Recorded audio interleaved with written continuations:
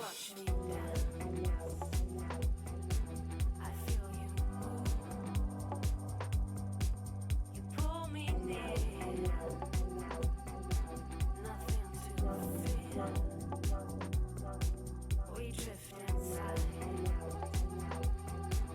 a dreamless night until we slide into the light.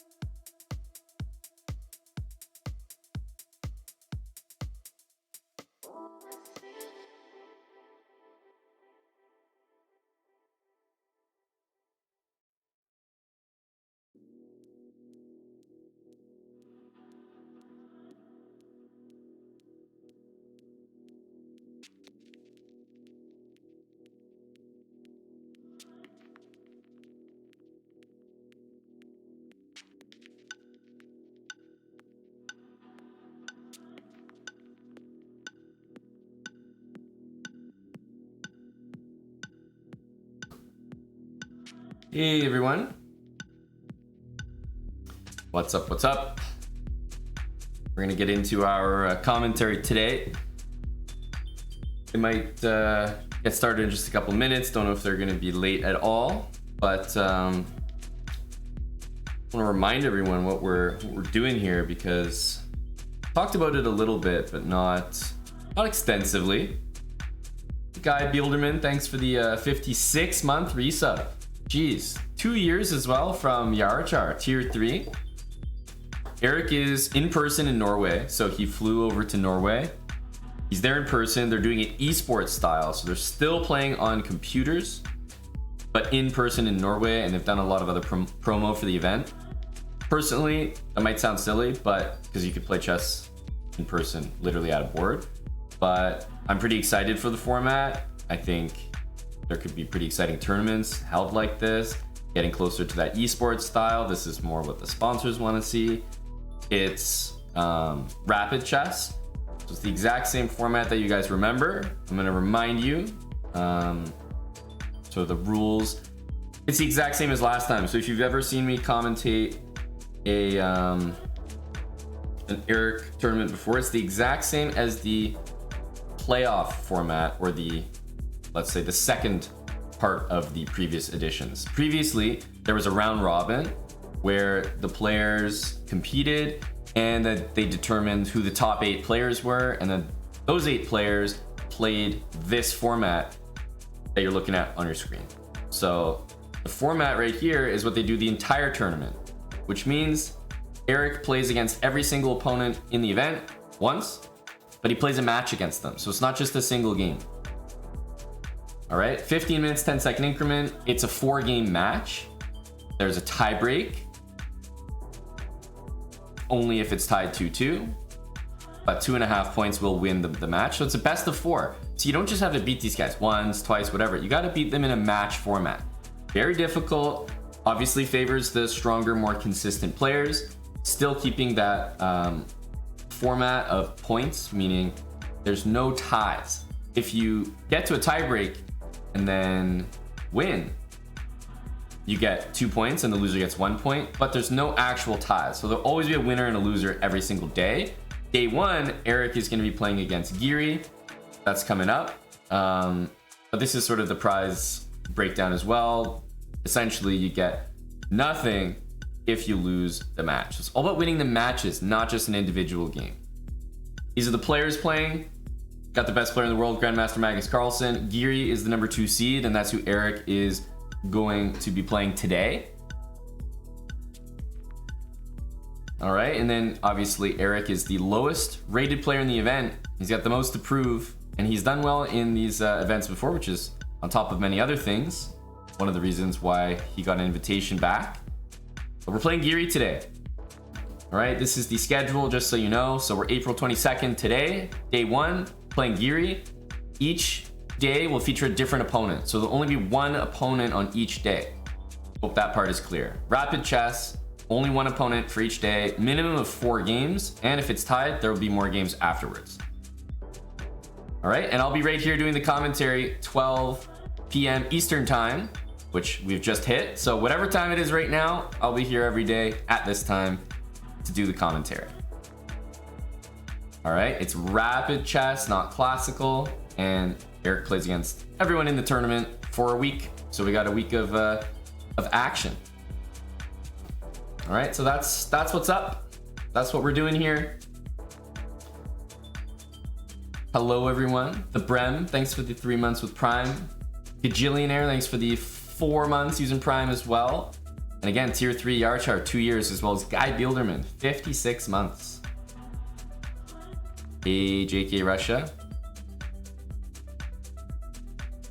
And we also have, well, the other thing that I was saying, I think yesterday it was that we would be able to have webcams for the event.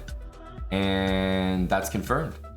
So I will be only following Eric's matches here on this channel, just so you know. Obviously, there's some great coverage of the actual event, right? The official coverage. You can follow the whole thing, but right here, I'll be focusing on Eric's match against Giri. So that's what we're doing here. Hey, Spencer. Hype Chest, thanks for the 19 months with Prime. The last Tony, also Prime, 11 months. Exclamation mark Prime. Good reminder. Because it's round one, I think we're a little delayed getting started, but I think you can expect most of the games and days in general to start pretty much on time. Ramic, thanks for the 14 months. And Pigger, 13 months, tier 3. Another reminder, exclamation mark new vid. I just released the next episode of my King's Indian speedrun on our YouTube channel. I have that speedrun being released regularly every week, as well as Eric's bullet speedrun. So lots of YouTube series. They're longer format, so really easy to put on in the background. You can start at the beginning, rewatch it, hopefully learn a thing or two. But those are on YouTube, so lots of content for y'all. As well as building habits there, Traveler, exactly. Thank you for saying so. I'll give you guys a little preview here.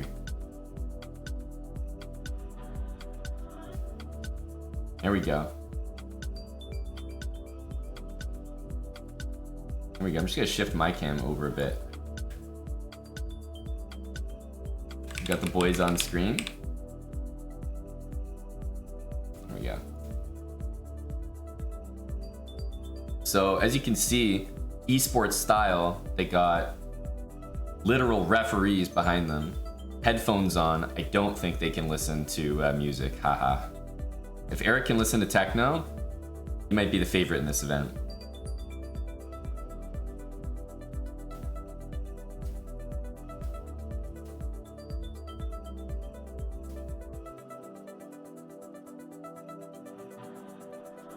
You think they can listen to music? That seems ridiculous. Eric's for sure the favorite then.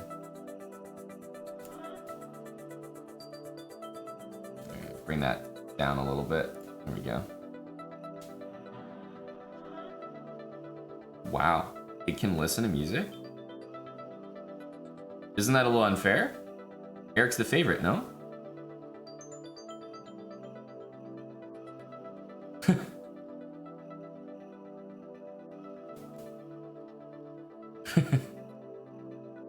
No. I mean, the tournament's in trouble. If the boys can put techno on, this is the only reason that we've been held back from, you know, the World Championship cycle all these years. I've been saying that on stream for a while.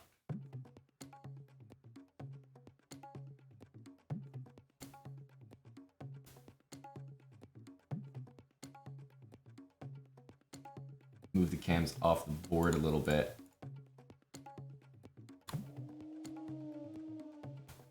Yeah. Is this tournament rated? It's a good question. It's not rated for anything in terms of FIDE that I know of. But the fact they can listen to music, maybe they are pushing to try to get these events rated in the future. I know eventually that's the goal, right? Is to have these online events rated in-person FIDE for your like IRL rating, of course, but I'm not sure that they're there yet.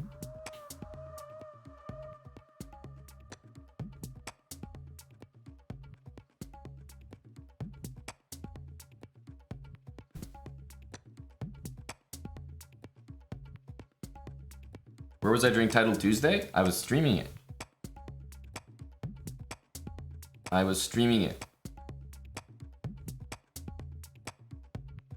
Yeah, I can refresh, guys, but you have to remember, like, here, I can refresh this, but you have to remember the moves are on a delay. So if you guys are like watching the official broadcast or something, and you're like, hey, the game started, where are the moves? It doesn't work like that. Like, I'm getting the moves from chess.com, so the moves arrive when they arrive. I can't do much to change that.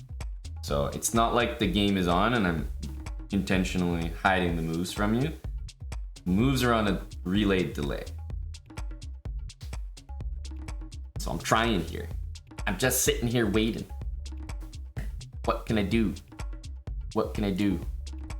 This is the other game, for example. I also don't have any moves.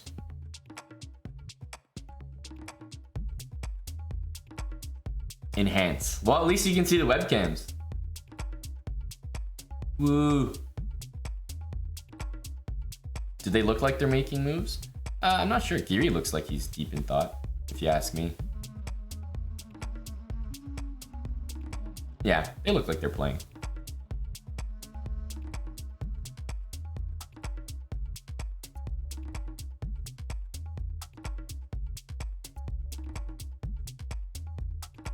Because these are the other games, and none of them have moves yet that I can see. 1, 2, 3, 4. So.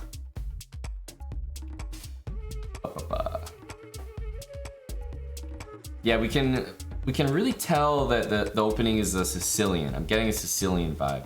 Just looking at the webcams. I really get that feeling.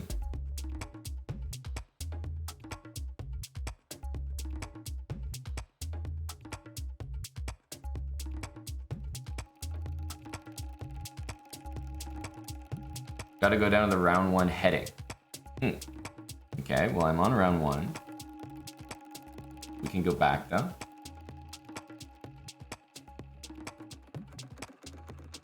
Round 1. Yeah, I'm here.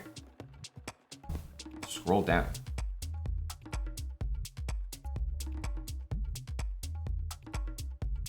Okay, I'm here again.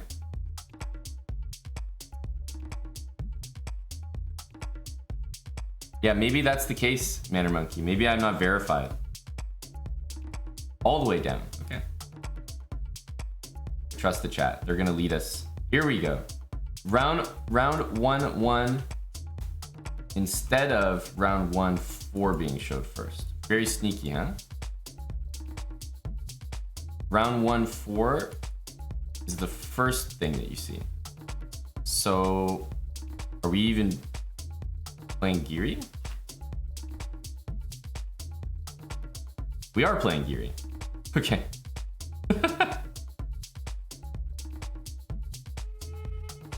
Okay. I think you have to be chess.com verified. Otherwise, you're not allowed to see the game. I'm gonna switch the board so that the cams match as well. Yeah, of course game 1 is at the bottom, guys. I should have known that.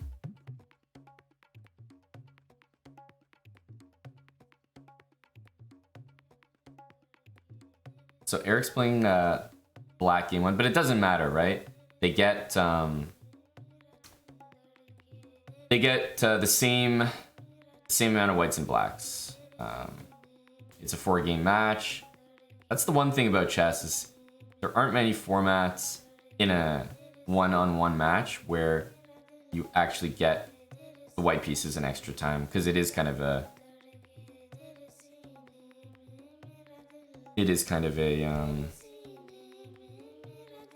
unfair advantage, honestly. Especially at the highest level.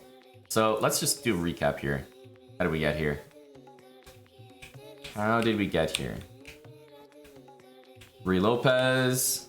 I've also got my coffee, so good morning, everyone. Coffee here. Good morning to the mods. Lethbridge Chess, Clark. Everything you're seeing here is pretty well-known theory. And what tends to happen, first of all, for those that aren't super well-versed in the Rui Lopez theory, such as myself, oftentimes players will play d6 here instead of castling. And this move kind of indicates that you're not going to play a marshal, which is characterized by d5.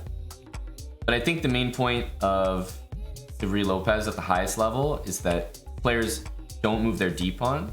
They keep it there and they castle. So that if white would play maybe a logical reply after the move d6, which would be the move c3, and c3 is triggered because whenever the pawn gets protected by the pawn, this might be very basic stuff, so just tell me to shut up. But the reason that the bishop isn't lost is because the pawn is hanging. So usually black defends the pawn with d6. And when the pawn gets defended, then white plays c3 because he wants to keep his bishop, which is the basis of the whole Rui Lopez theory. And if black decides to castle, and white plays c3, then black doesn't need to play d6, he just plays d5. And I'm telling you, these GMs, man, they play this line for black, they sack this pawn, and they literally just make a draw. It's crazy. They just do it, it's a draw, it's really boring. So for that reason, players don't play the move c3 anymore as white. They make some other move, whether it's a4, d3, h3, just some other move where based on the computer evaluation and how people study it, the move d5 is not very good anymore. So a4 just prevents the move d5, and all of a sudden we get this different game, and okay, here we are. Yada yada, everybody develops, and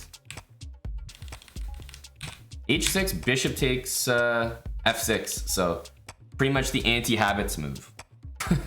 I mean, just giving up the bishop for no apparent reason. White wants to go something like knight f1, knight e3, and then bishop d5, trade off light squared bishops. One thing I've always harped on is that whenever you're sitting there with two bishops, your opponent, if you're white here playing against the two bishops, you should always be trying to trade off whatever bishop you have and the bishop of the same color in your opponent's position. c4, so he didn't want to deal with this plan. And yeah, both players are fighting. Like, he wants to see this, and then let's say some random move. Right? This is a dream for white. The knight reaches d5. Now black's got a really bad bishop. There's a couple threats here. Position is essentially winning, but, you know, just for example. Right? It's that easy to lose the game. So I'm just saying, like, that's the general plan, and of course these guys are good enough to understand that. They're not just gonna let it happen, but that's what everyone's fighting for. So queen e2 is the last move played. Eric is currently thinking. This move is also an idea, but as soon as that happens, the e-pawn becomes a little bit more tender. So that's what everyone's fighting for here. And yes, all the players are playing in the exact same, we'll call it playing hall, but let's say esports arena. They're all in the same esports arena.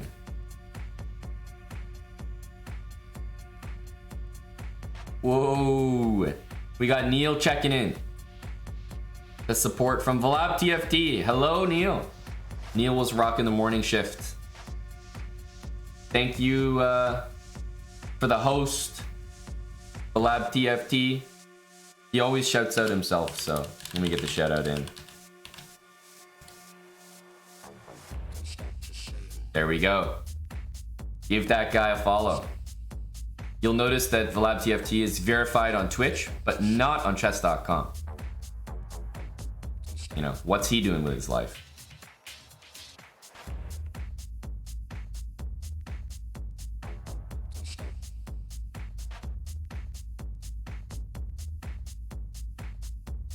Thanks for the tier 3 resub. 46 months from Neil, coming up to 4 years.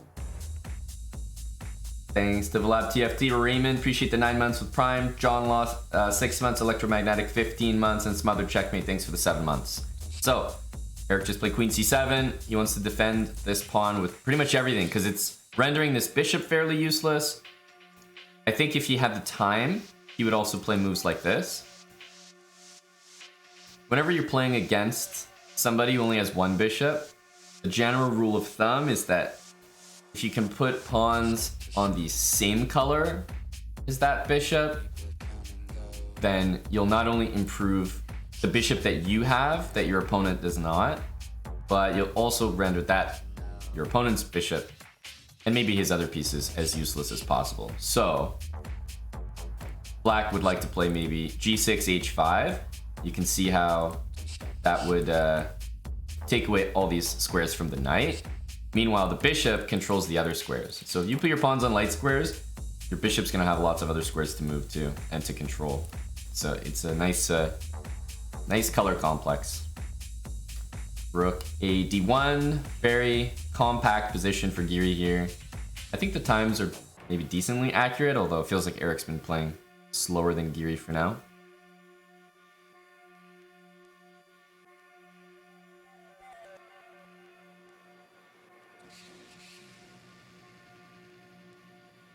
stop to see the people come and go. See sun going down. Nobody wants to know.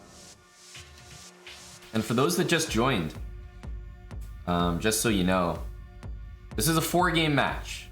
So we're watching game 1, but Stop to see there will be 4 games of chess minimum played today against Geary. I shouldn't say minimum. It's possible to just lose 3 games. So in fairness, I should say minimum of 3 games.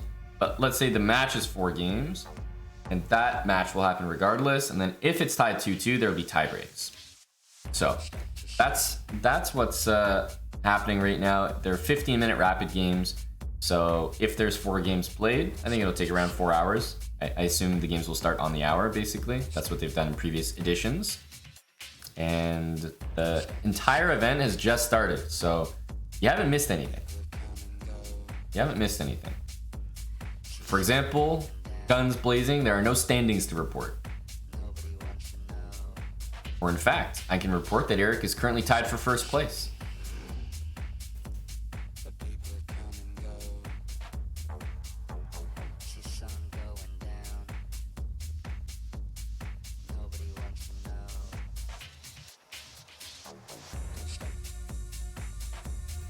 Thanks, Paddington, for the 3-month sub. Oh, maybe a technical issue. Yeah, excuse me, sir. Excuse me, sir. My position seems to be slightly worse. Do you think you can fix that?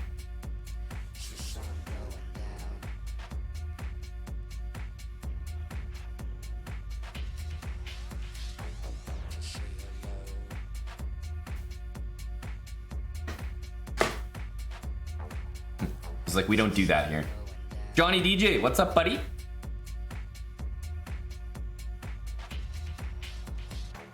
Maybe Windows update, exactly. Whatever it is, that happened on Eric's time.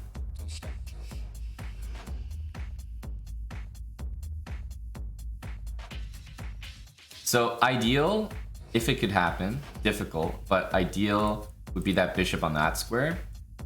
Directly opposing that, still watching the d5 square. And you also have to give consideration, let's just put this move up on the board. You have to give consideration to this. I think knight takes is a move to play, but let's say something like this. Now if you take, this is like the worst case scenario that you could have, I think.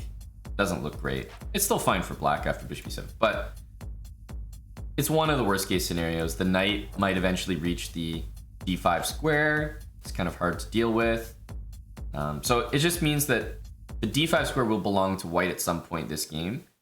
So while it's great that we're controlling that square, for the moment, it's not gonna last. And black's pieces need to do something. They're all sitting there defending this pawn, but like I said there, if white took, black would probably take with the knight because you simply want to bring the knight into the action. So I think we might be thinking about something like that.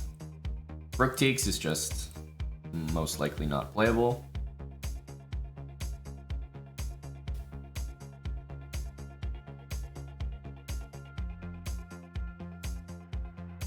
Ingle McCringleberry. Thanks for the prime sub, dude.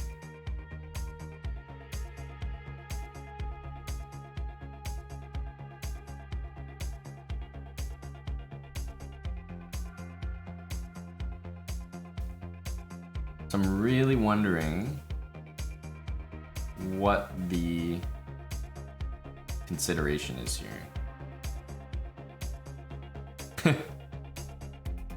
What am I missing? Because to me, that move has to be played? Question mark? Knight c4 looks like the next move. Okay, there we go. Just reassuring myself as a grandmaster that queen takes d3 was definitely the move. Yeah, so The thing with this queen is it looks like it does have to watch this pawn.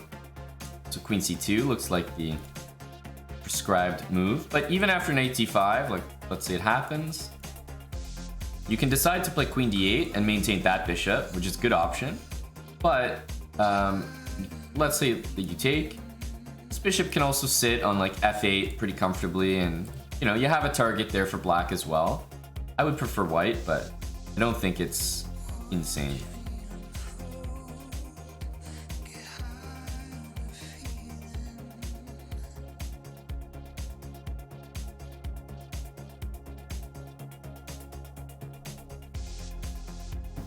We do have the bishop pair, but the knight is going to arrive on d5 some way or another.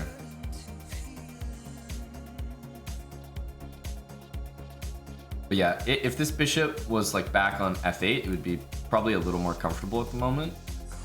It's just far removed from the knights jumping around. g6, king g7, something we want to play, g6, h5. I've been highlighting move g6 for a while. It's not like it should have been played by now, but it's there. He's obviously calculating this one, but somehow I'm feeling like the more open that the position gets there, the more that it favors the bishops. So I wouldn't expect something like this with bishop takes e4 to be good for white. Like, I think he'd rather get this position. What is he bothered by? Or rather, I mean, I assume he's calculating this. We don't even have to take it. We could just go here, but let's say this. Knight d2, just bishop d3, and black's gonna get the rook down to a2 or here.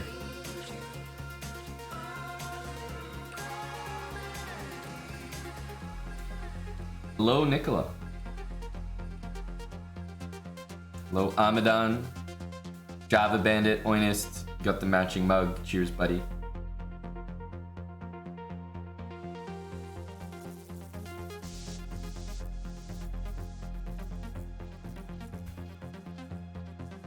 It's true that he could be contemplating queen b1.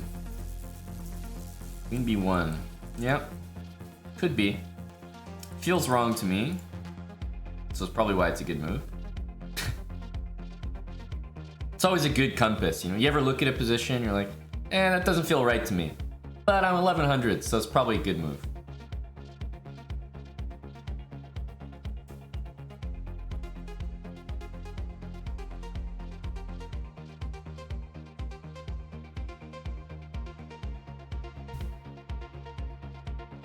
Time leveling out a bit. Yeah, I don't think these are like fully accurate, but clearly he's been contemplating a lot more in the last couple moves.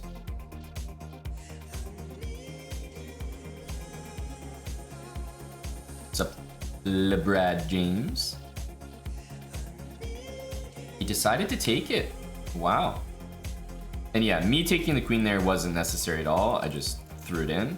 But okay, I'm surprised. Knight g4 is the other move, which I'm assuming he's gonna throw in. Yeah, knight g4. Still surprised he went for this. Okay, so thing is that these, let's say these double pawns are not the biggest deal. And first of all, you could trade the queens at any moment here, but they're probably not the biggest deal for white in that they do control some light squares. Black's a dark square bishop. Put that on the board. And white's also threatening a couple moves. Knight takes f6 and knight takes h6. And queen takes queen, rook takes queen. Queen c6 could be the mouse slip of the year. No, I'm just kidding. I mean, that looks very intentional. It looks very intentional. But it definitely could be a mouse slip. Here at the Esports Cup. Yeah, the pawn does a great job restricting these guys at the moment. Rook to b8 or rook a2 is on the cards. Queen takes f3 is, let's say, a threat. And let's say takes. Knight takes here. Then wondering what the best way to do things is.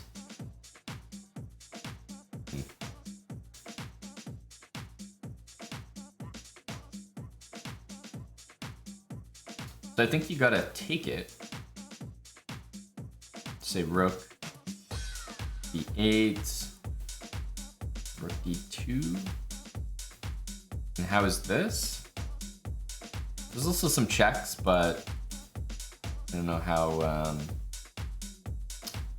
these lines are. Because there's something like, for example, here, and you can see a draw being made with like check and like attacking the pawn maybe. Some like weird draw where the king has to defend it and then you give him a check.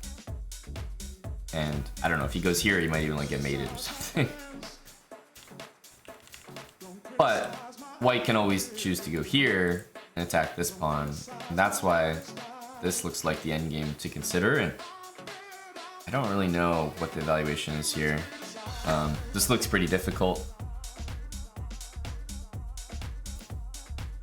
So we're looking at the position after queen c6. Hi Liger Bim Bam says 99% draw. And Hi Liger has been in the channel for 81 months. Do you guys trust him? Is that a reputable source?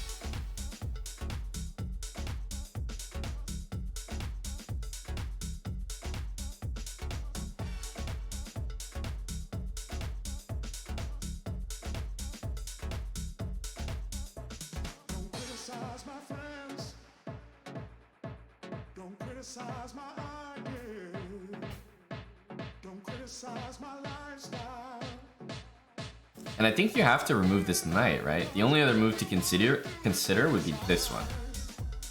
Now that I'm looking at position. Like if you go here, you're just dropping this pawn and it even protects b2. Maybe you could go rook c7, but let's say rook c5 makes the most sense to actually threaten the knight. And if knight d7, maybe rook here. Somehow this doesn't feel like the best though.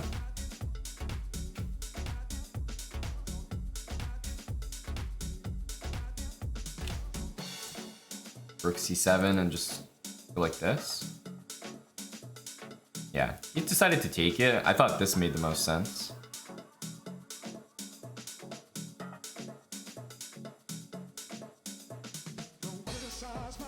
Eric's keeping the rook on the a file. My instinct was definitely to play rook b8, leaving this rook on c6. But I think we'll see this move. And then rook d4. So white wants to defend the pawn once and then probably go rook d4. Rook d4.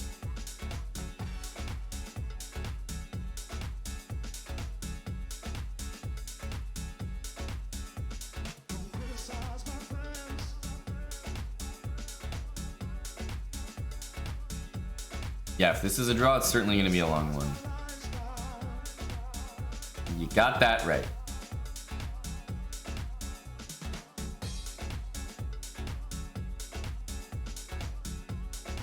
The c pawn is also trickier. Like if the pawn that white had that was extra was over here, then okay, it's a little more familiar, but the c pawn can be very tricky because it means the white king, let's say, could stand on e3, defend this pawn, and be only a move away from helping the c pawn advance. Whereas for the white king to get all the way over to help the a pawn advance, you really have to abandon all your pawns over here. So it's kind of tricky.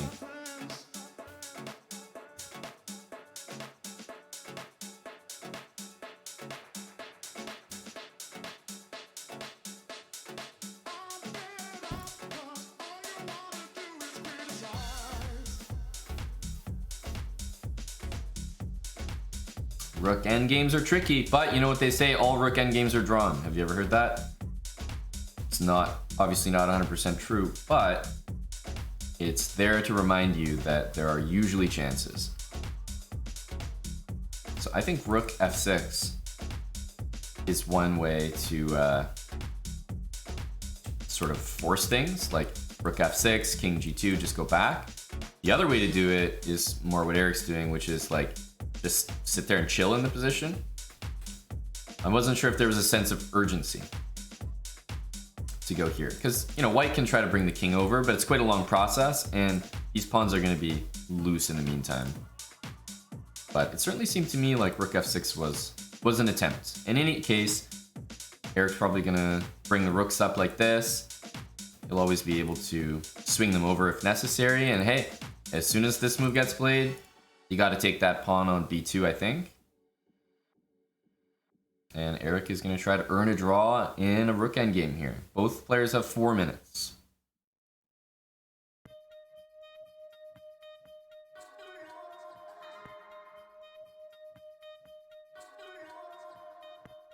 What do you guys think? Are we making this draw? I think the end game that's important to try to understand is this. I mean, eventually, you know, assume the white king is back there just so the pawn's not hanging, but basically this is the end game that needs consideration. Should be a draw, for sure. But this is where the game is going to end up most likely.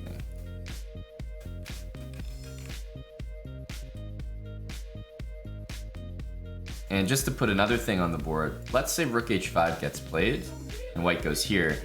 You would never want to trade, let's say, that pawn for that pawn. That gives white 2 connected pass pawns. Wouldn't really be worth it.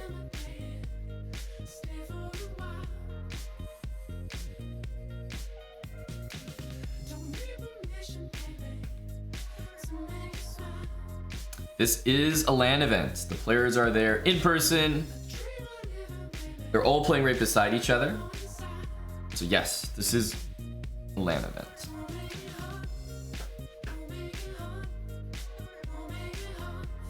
You still get 3 points for a win. They play 4-game mini matches against one another. So all the games that Eric plays today will be against Giri. They'll all be against the same player.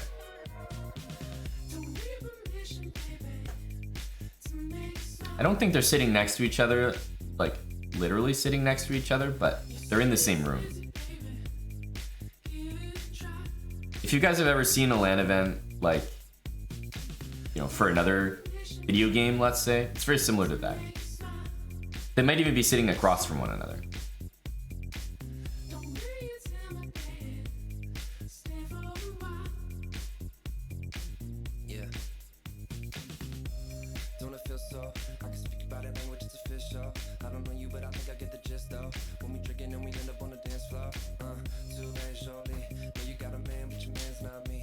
Why isn't it OTB?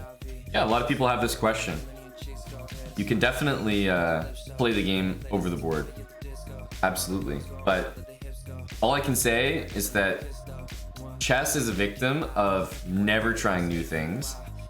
We have the same like world championship cycle for a while. We have the same everything. Nothing changes.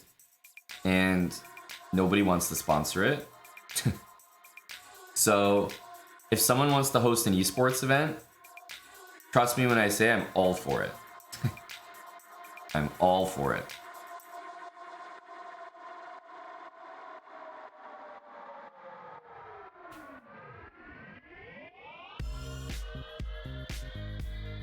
Sponsors are for sure going to be more interested in something like this. Quicker time control. It's a little bit more like gamer friendly, youthful, like sitting at the board. I don't know, it's just like the headphones on. I think it's a good look. I noticed, by the way, that Giri is using the like earbuds, whereas I think Eric has he might have the exact same, I assume players bring their own headphones. He might have the same headphones as I have right now.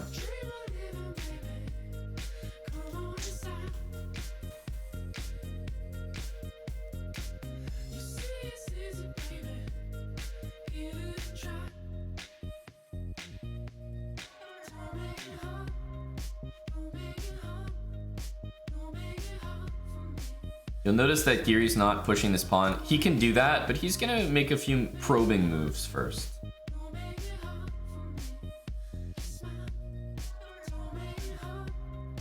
Commentary every day will be, I would say, around 4 hours. Depends if there's tie breaks. It's a 4-game mini match, so if after the 4 games the score is 2-2, then there will be tie breaks, and that will be blitz. All right, but it kind of depends if there is or not. I would say between 4 and 5 hours every day you could expect.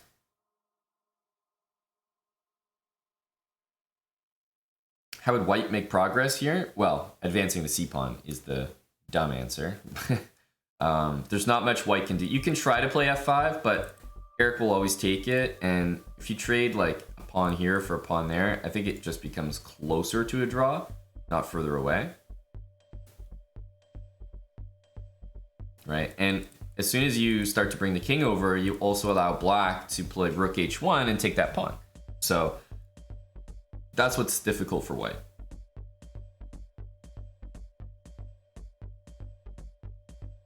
But I feel like at some point, what white's gonna do is play this. It's gonna be taken, maybe chuck that pawn up like maybe one square or leave it there and then move the king up. One really important concept in rook endgames that you have to remember, like specifically rook endgames where somebody has an extra pawn. Let me just do this for you. Okay. The further up the board you move the pawn, the worse your rook gets and the better your opponent's rook gets. Now, there is one concept, which is that the rook has to remain on the c file, but the rook can do whatever it wants. Like, the rook can exercise a lot of pressure on the ranks here while still maintaining the pressure on the c pawn. Meanwhile, white's rook is trapped. It can't move at all. If it moves, you lose the pawn. So you don't want to blunder maybe and like, you know, allow the pawn to promote. But other than that, if you just keep your rook here, white's rook has gotten significantly worse. And if you leave the pawn on c3, white's rook is the one that can use all these squares laterally. And black's rook only has 2 squares to choose from, let's say. So it's not always an advantage to just chuck your pawn up the board because you greatly reduce the scope of your piece. All right, but if you're white, you got to play for a win. Look, you literally locked, like there's nothing to do. So you got to push. You got to push. So like I was saying, I think one of the things white might try is like f3, king g3, f5, king f4. That could be an idea to at least try to get that king up the board. You have to sack a pawn to do it though.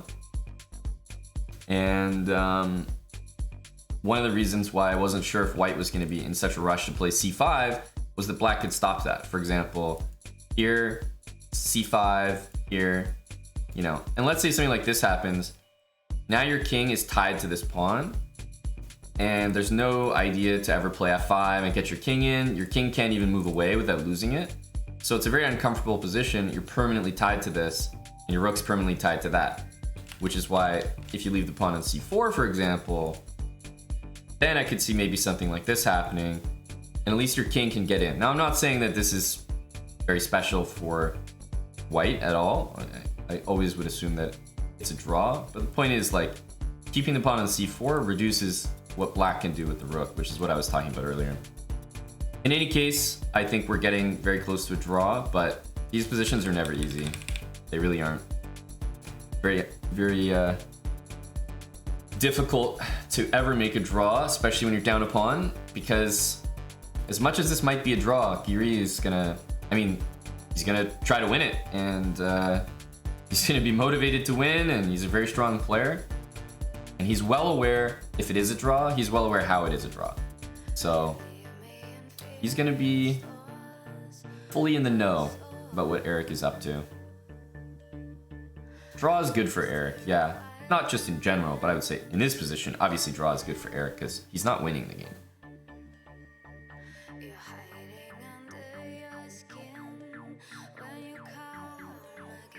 This is not classical, no. This is rapid chess.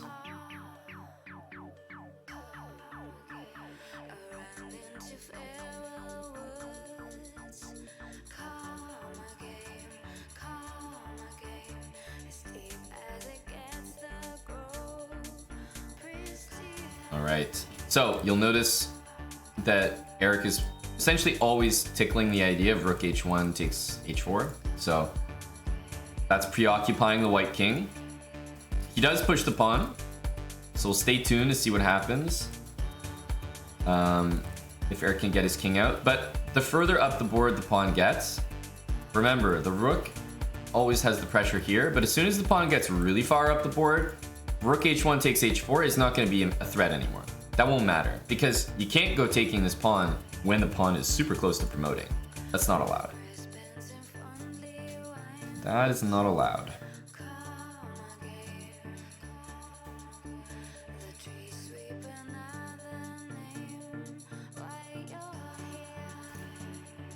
There's also a few other elements in the position. You might be wondering, like, you know, why, I don't know, why doesn't the king approach the pawn, for example? Let's just say something like, I just want to get a position on the board.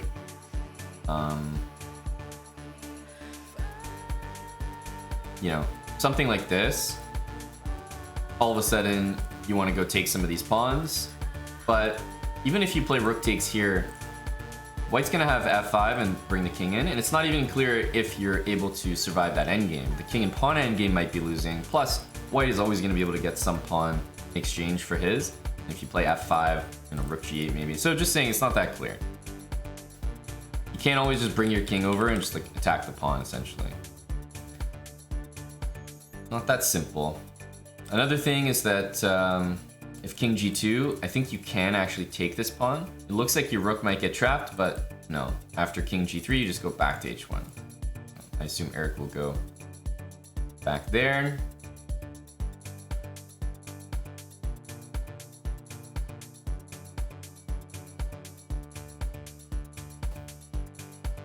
Jaffley says he still trusts the many-month sub guy. Do you remember that guy? Hi Liger Bim Bam in chat. Remember him? He said 99% chance this is a draw, and he's been subbed to the channel for 81 months. That guy knows his stuff. JC Digital Girl, thanks for the 5 gifted subs. J Rebel with the 21-month resub, and Lil Crumb for 20 months.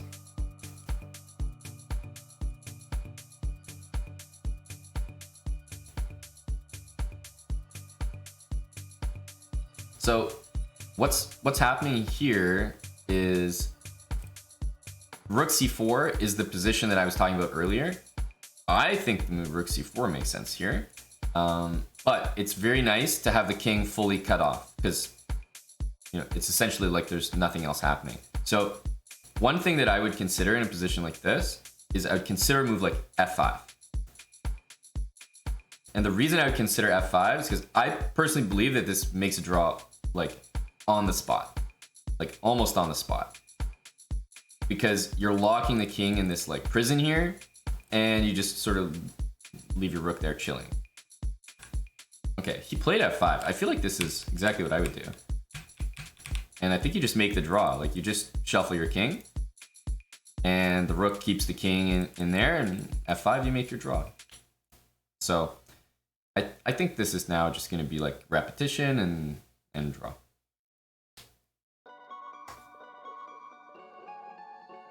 There's no moves that you can do. Like black just leaves the king near the pawn, and when it gets checked, make sure you go back.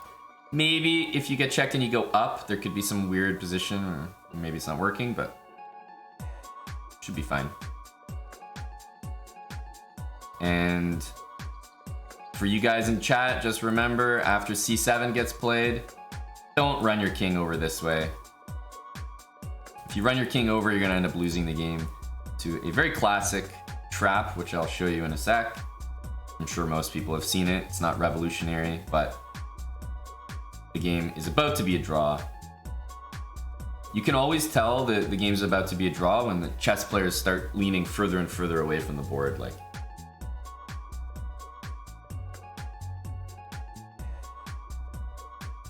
they slowly like stop caring about the game.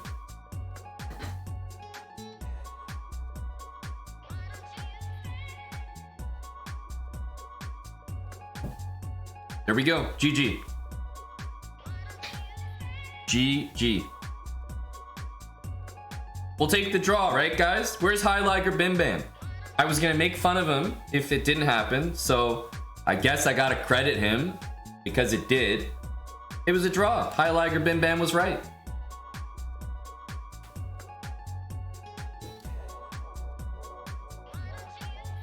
That's only game 1. It's a 4-game match. But obviously draw with the black pieces. We're happy.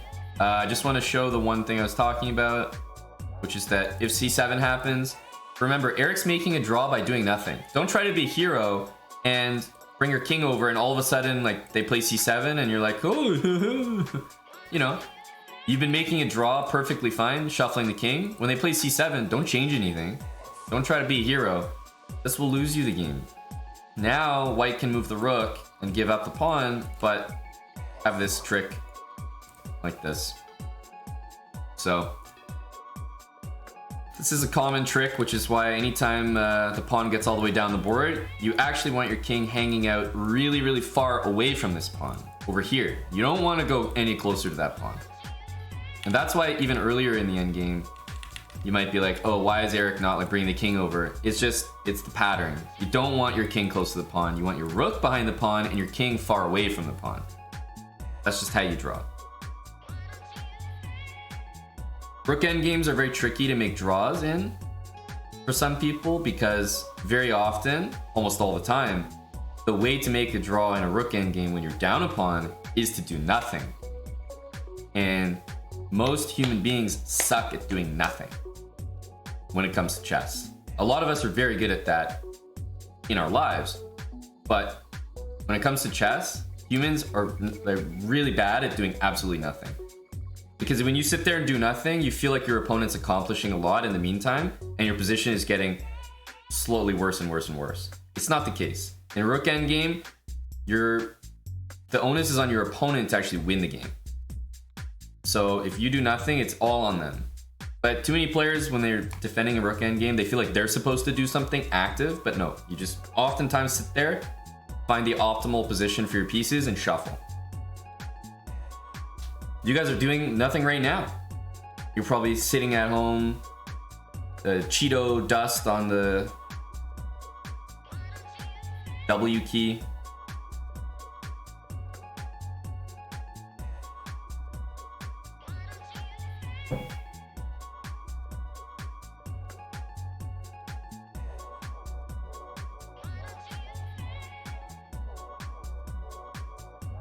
Flair8899, thanks for the prime sub. That's a good reminder. You guys are all sitting at home doing nothing. You know what? There's something you can do. Check if you have a prime sub available. Check if you have a prime sub available. Make yourself useful.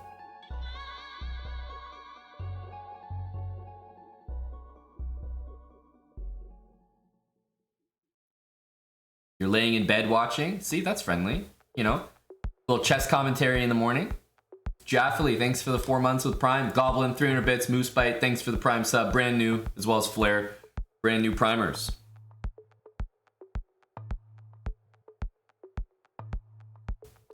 See, Mintberry Crunch is leading the way. 13-month Prime, right there.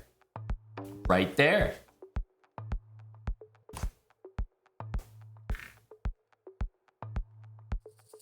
Thanks for the gifted sub. King Spence 68. LeBrad James. Thank you for the 5 gifted subs.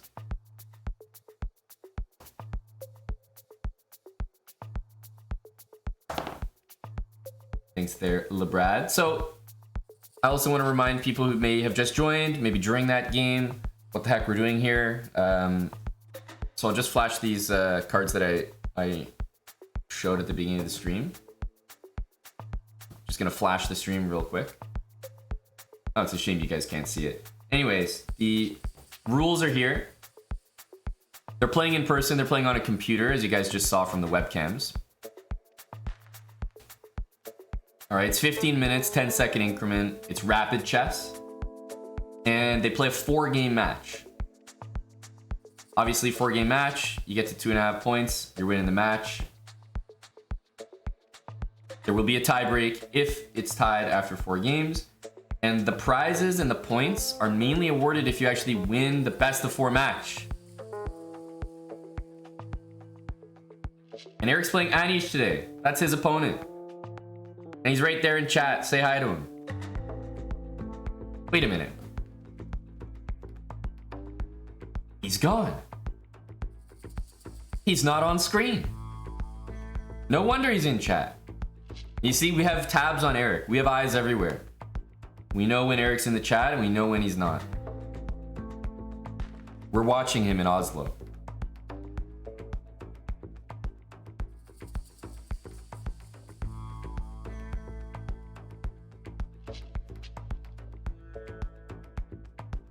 Wow. Each player is given a lounge. That sounds very, very sexy. Hi, Liger Bim Bam gifted 10 subs. Thank you, bud.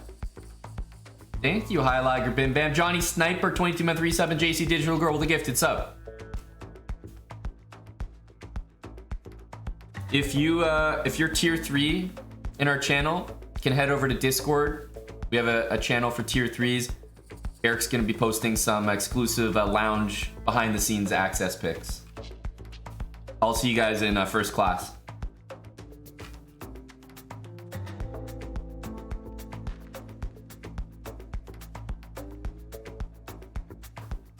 Hello to Victor Man.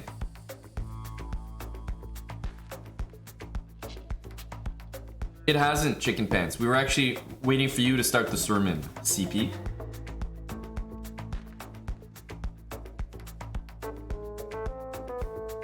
Remember, if you're tier 3 in the channel, we might be able to give you a guest pass. Provided you know how to dance on a pole.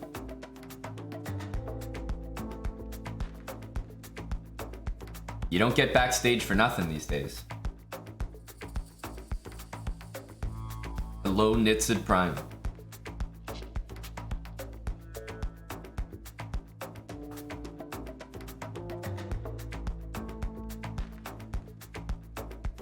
Oh, currently looking at lounge picks. One sec.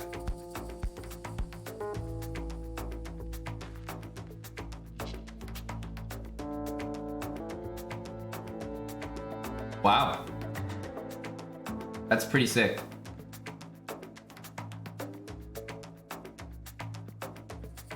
Wow. Oh my god. Oh my goodness. Wow. They let them all in there? She's that tall. Oh my goodness. Jeez.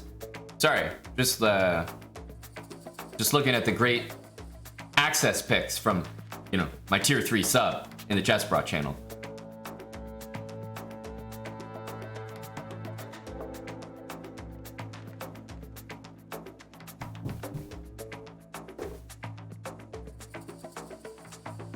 Hello to the endgame magician.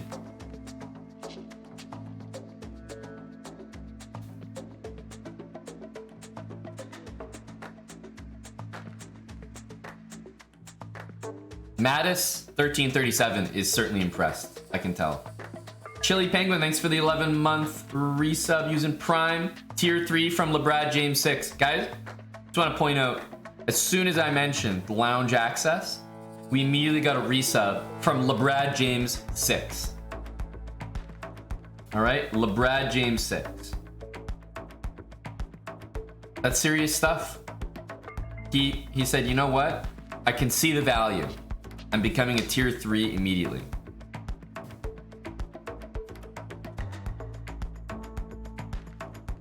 You should be able to do ! song and find what's playing right now. This is on the chessbrah lounge playlist. We have some Spotify playlists that you guys can check out.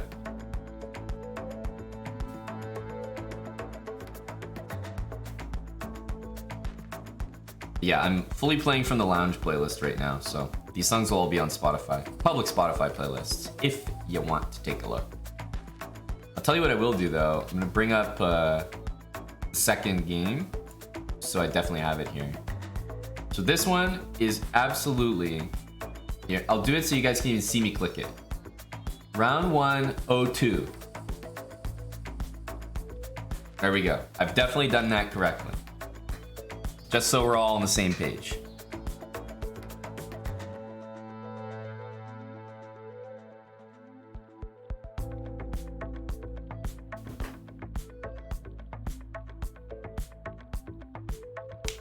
DGen Gaming, hey, no worries, bro. I'm glad you could get something out of it. Mirror Mage, welcome. Welcome. Any first timers? It's a good reminder. We might have some people watching for the first time. Maybe they've been watching from YouTube, so first time seeing like a live stream, or maybe it's the first time you've ever seen me ever, anywhere, ever. The thing is, a lot of people in my life know me as like, you know, the beard guy. because depending on when you met me in my life, I've looked completely different. Like every single time, right?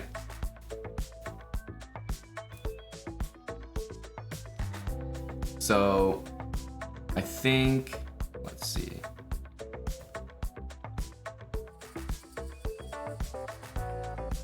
Jeez. This is another, yeah, this is another one, right? So that's me. That's me.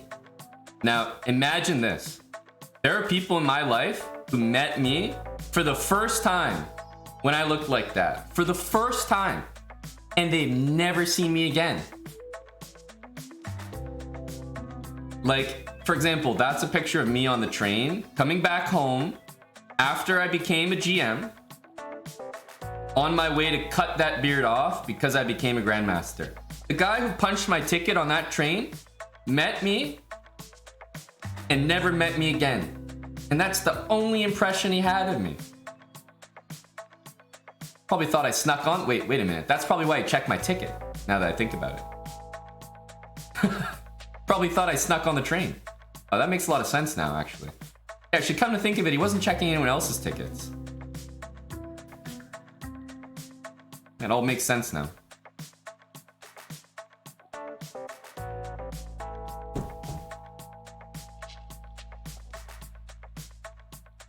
Anyway, that's me, the beard guy.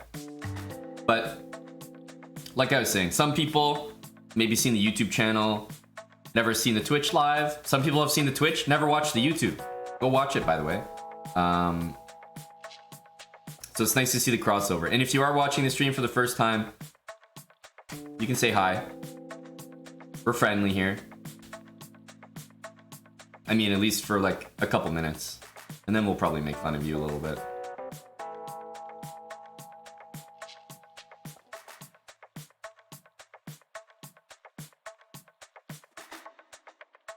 Fiesta, Pennsylvania. Thanks for the 17 months using Prime.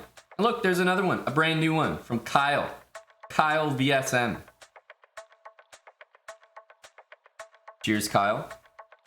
Eric's got the white pieces. Everyone has sat back down. Eric's out of his lounge. He's out of the tier 3 lounge. He's back in the chair. We got the white pieces. It's game 2. I'm going to update the stream title as well, just to put the score there.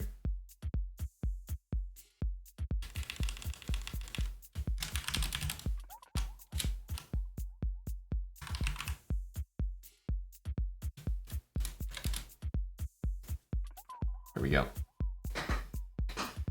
Always mirror mage. 69, 169, 269. You know it, buddy. So, a pretty serious decision was made here by Eric. So, if you guys remember previous editions of these kind of tournaments against strong players, Eric basically played bishop b5 check every single time. And bishop b5 is played because it avoids the main line Sicilian. Like, against someone like Anish, I mean, the main line Sicilian is something where if you play it, let's just say you can sort of expect to know it as well as him at best. You're not really gonna know it better, which is a scary proposition. And he went straight for it.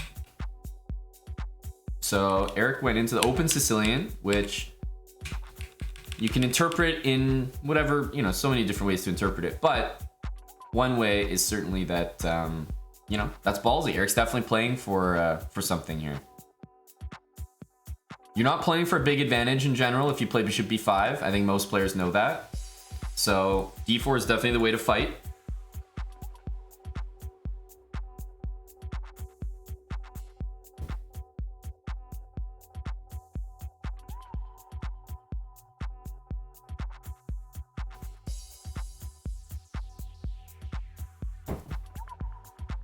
Yeah, that's a good question. Why is Moistad unbanned? How did Moist get unbanned? We got rodents in the chat. Hang on a sec. How did Moistad get unbanned? Moist was banned for a week, no?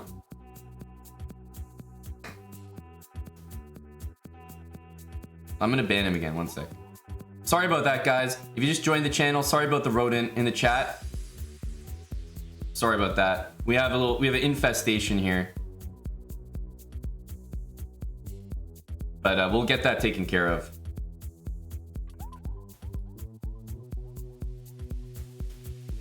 He is a tier 3, but we had a match on the channel, a ban match.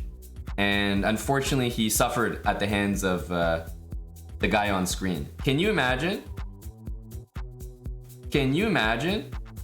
Eric Hansen, he's playing his tournament right now in Oslo. If he knew that there were rodents running wild in the chat that he personally exterminated, I can't imagine how the guy could focus. We have to ban Moist for Eric. For the culture.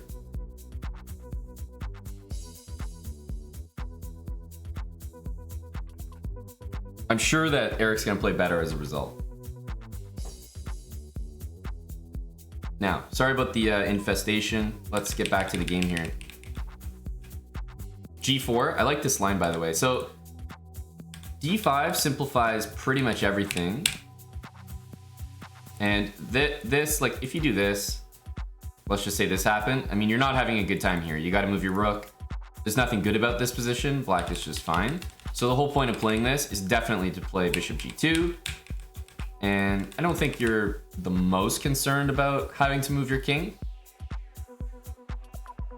Bishop c4 sort of puts the king in an uncomfortable position, but we can always run back to c1. If black gets a rook to d8, that's definitely on the cards. But white has a lot of moves like knight c5 happening, and you know, the rook's coming to d1. So I don't really know what the status is of this, like if it's theory or whatnot, but you definitely don't give up this bishop in this opening with, you don't do that lightly. You don't do that lightly. Hello, Chicken Pants. And Kisis, thanks for the brand new sub. Not a GM974, thanks for the 18 months. The Church of chessbrah is commencing. That's right. We run you know, a nice little church sermon here where everyone can put $1 into the plate. Now you might be asking, you know, what does that do? Well, think of it this way. What does putting $1 in the plate do at church? It's the same exact thing. It's the same exact thing. Amanda, thank you for 100 bits. Right into the collection plate. We're gonna pass it around, so after you put in your 100 bits, just pass it to the next person. Just $1 in the hat. Just 100 bits in, you know, and just pass it around. Thank you, Amanda. Atos Nusk, thank you for the 100 bits. Clark as well, Clark Kent, appreciate the bits. We have now convened. Substance Berlin, tilting at windmill, thank you for the 100 bits. And just pass it along. Pass it to the lovely lady or gentleman to your right. Whoa, Pin. 10 gifted subs from Pin. An extra generous donation into the chessbrah church here. Beautiful, beautiful, big contribution.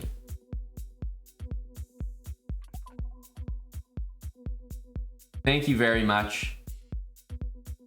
Pin 0 Nick, appreciate it, man. Religious guy, what can I say? I mean, hey, chessbrah is a great thing to believe in. Barry Lester, 5 gifted subs. Thanks so much, Barry. Appreciate that. Hush Eternal, Wild Hacks. Thank you for the 100 bits. Straight into the plate. Electromagnetic, 100 bits. High Liger, Bim Bam. Kothis 02.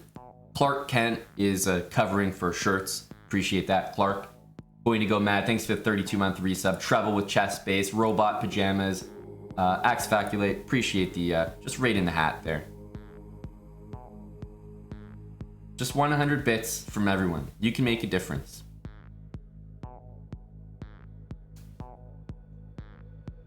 Think of it this way.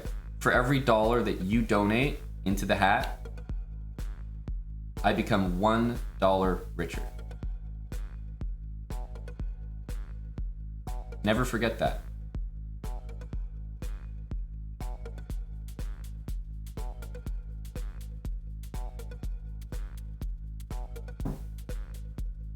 And so Crafter, Nicola, thank you very much. Right into the hat. Don't I split it with the crew? No. No. The church donations go directly to me. Directly to me.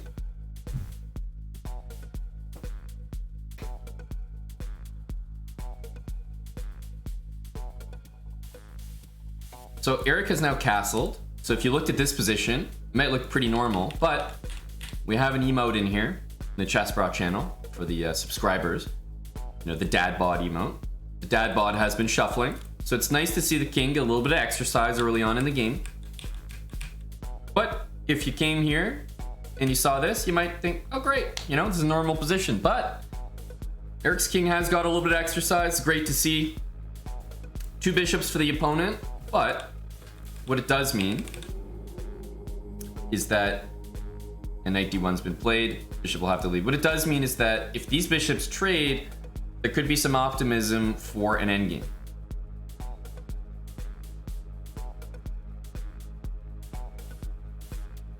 Right? If you trade those bishops, this is what I was talking about in the last position, if you remember that game. I was saying, hey, when you're playing against somebody that has the bishop pair, trading your bishop for the bishop of the same color in your opponent's position is a big time plan. So if you can ever achieve that, you'd be pretty happy. But out of the opening, it definitely seems like Geary has nothing to be concerned about. Like, from Black's perspective, this looks completely fine.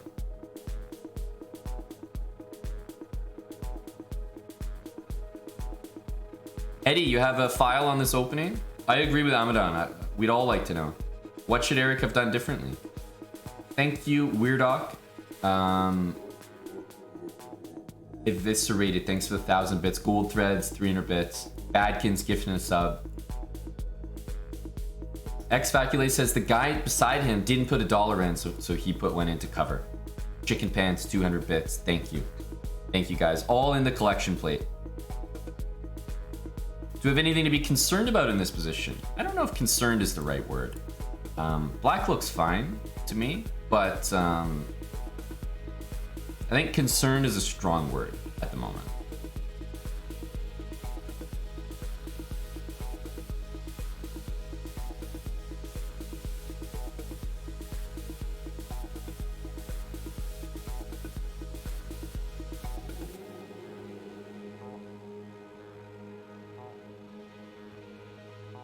Man, Eric must have a really nice lounge. A really nice lounge. Because he's keen to get back in there, you can tell. Man, the lounges must be really nice. Both of these guys are pretty keen. What do they got in there? It's a draw. Alright guys, I'll be in the tier 3 lounge.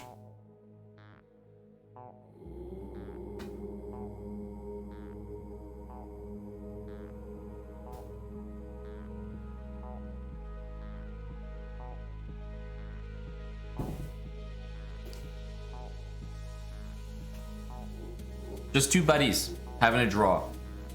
Just 2 pals. A GM draw. Like, for example, how many people, honestly speaking, can say they've had a game of chess? Not this exact position, but let's just say with this vibe, where around move 20, in a more or less reasonable middle game position, you've just drawn the game. How many? None of you, of course. You're not GMs. This is a power that gets unlocked at the Grandmaster level. It's an ability. You'll get there one day.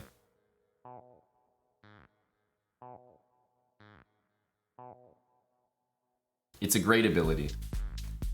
Grandmasters are really good at this. Can you get a quick recap if you just joined? Absolutely.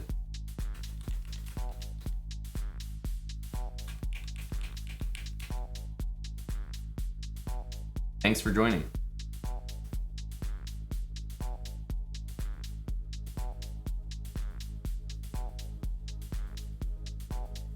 Thanks Eviscerated for 3,000 bits there. Eviscerated. Appreciate that, Eviscerated. 4,000 bits from Eviscerated, plus 1,000 earlier. He's at 5,000 bits from Eviscerated.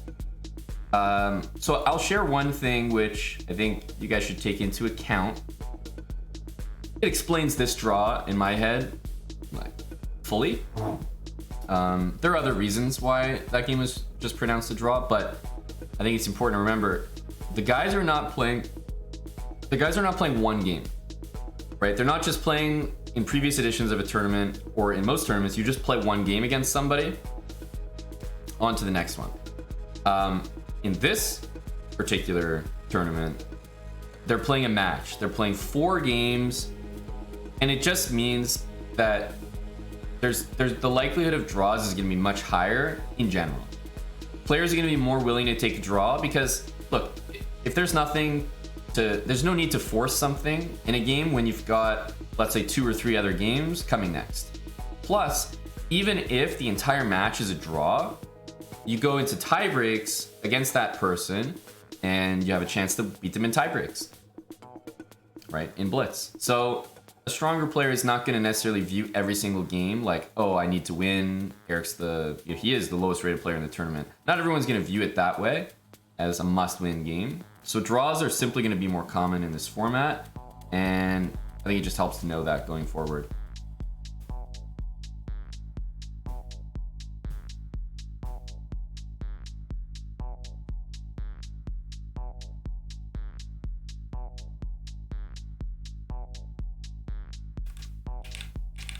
This was the game. Didn't take very long, but I think it was because of this simplifying line. Litz has got a favorite Eric. I'm not sure. It's much different playing Blitz in a competition like this than just playing it online. But you know, does Blitz favor Eric over Rapid? I think it's hard to say. I don't think it's clear cut. It's not like, oh, Blitz, oh yeah, you know, that's way better for Eric than the regular Rapid, because Eric's a very good Rapid player.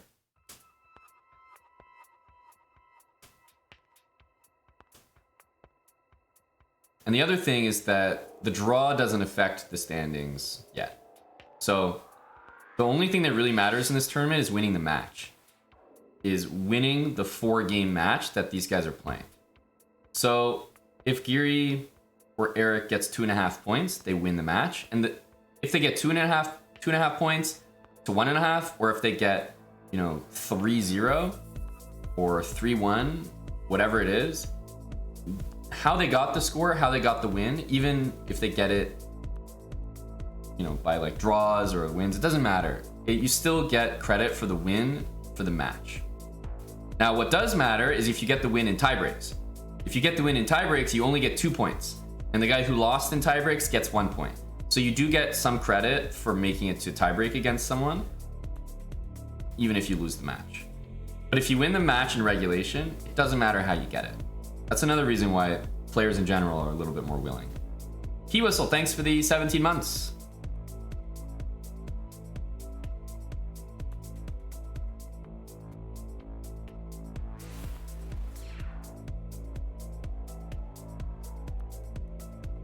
There is increment, yeah. It's rapid chess, 15 minutes with 10 seconds added every move. And no, this tournament doesn't count for FIDE rating.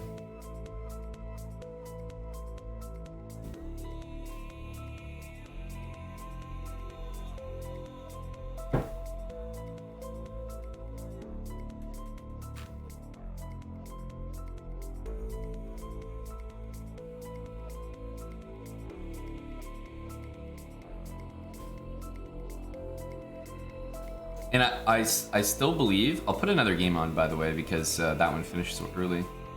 I still believe that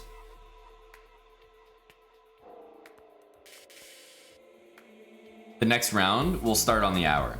which means you and I have some alone time together. You and I, chat, we've got some time with one another.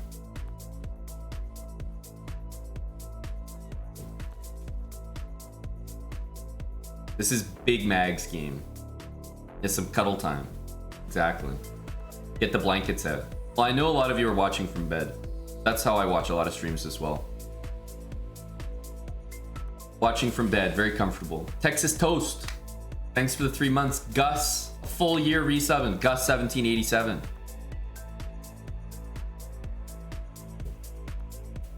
Clever Combat.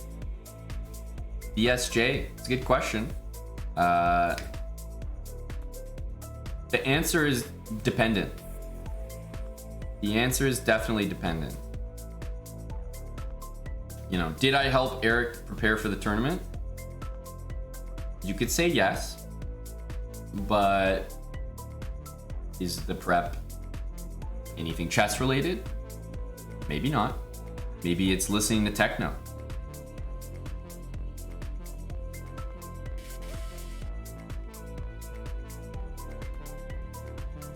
Right, for a tournament like this, you definitely need to prepare, but I don't think Eric is one to over-prepare for something like this, but he's definitely looked at stuff, as is indicated by playing an Open Sicilian.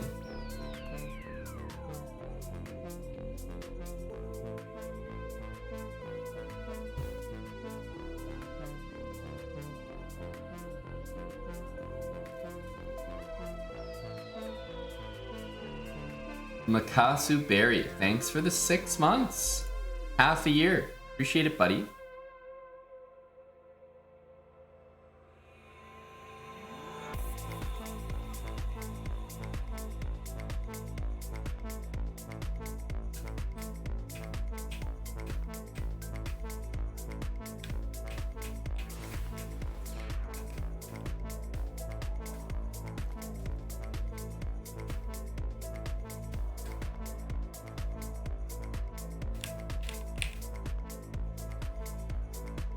Do you guys think that he played f3 on purpose?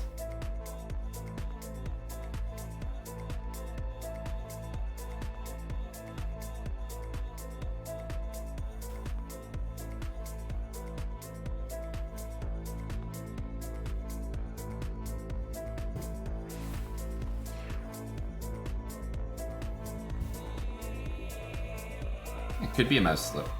With Magnus, you can never assume it's a mouse slip. This is called the Barnes opening. It's always interesting to me when, like, for example, some people have openings named after them and then the opening sucks. And I've always wondered, like, is that like a compliment, or was Barnes like, maybe Barnes was just like 1100, you know what I mean? He could just be an awful player and he played f3 all the time.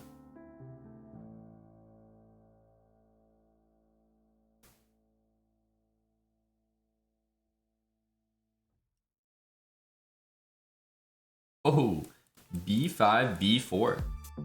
Some big stuff happening here. Magnus with a very suspicious position, to say the least.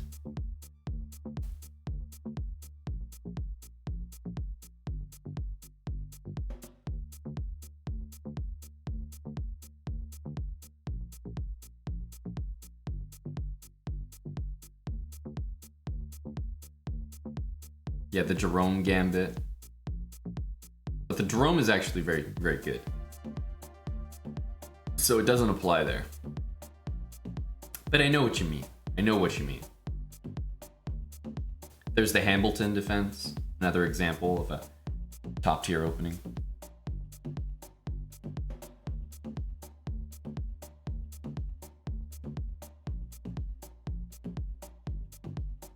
f3 is definitely surprising. Yeah, he's going to take that, and I assume he has to just take that back.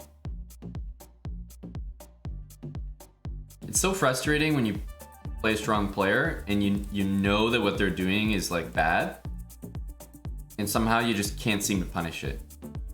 It's a very unique feeling. Maybe it's not specific to chess, but it seems to be almost the most prevalent. Thank you, Alas Tony. Yes, that's right. I will update the title.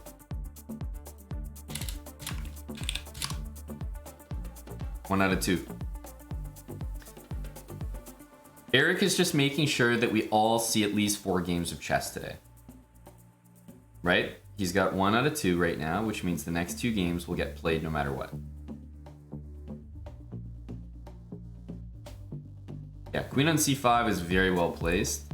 These knights are the furthest away from being able to bother that queen, and it's a dark square, so the bishop can't do that either. So queen c5 is a great looking move. Why not take c7? Because it'll just open up the c file. This pawn is probably better on the board than off the board for white.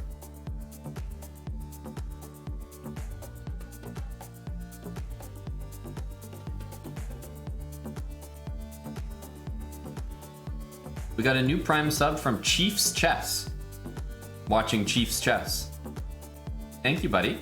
Thanks for the Prime. I'm a possum as well. 5 gifted subs. Thank you to I'm a Possum for the 5 gifted.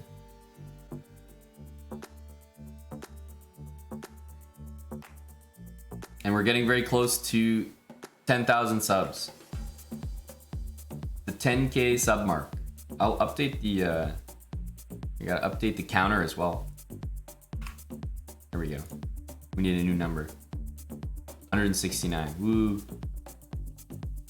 Insane if Magnus wins. I don't know the evaluation. I assume the computer still likes black somehow, but this is trending in white's direction, in my opinion.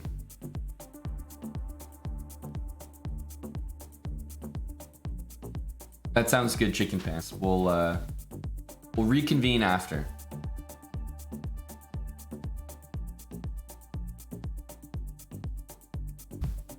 I think white's position is very good. Like, this queen is so well placed. It's crazy. Bishop to d3 can always happen, and if you start to place pieces here, white's just gonna play g4, h4, and h5. Like, white doesn't even need to develop pieces, honestly.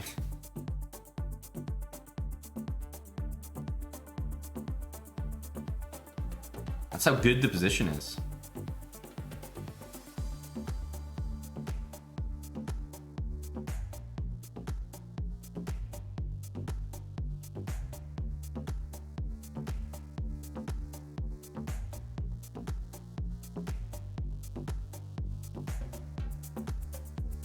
Bishop a6.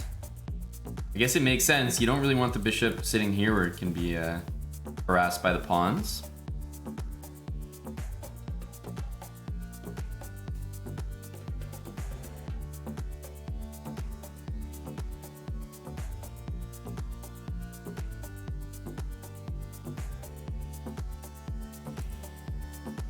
Knight c3 is always available.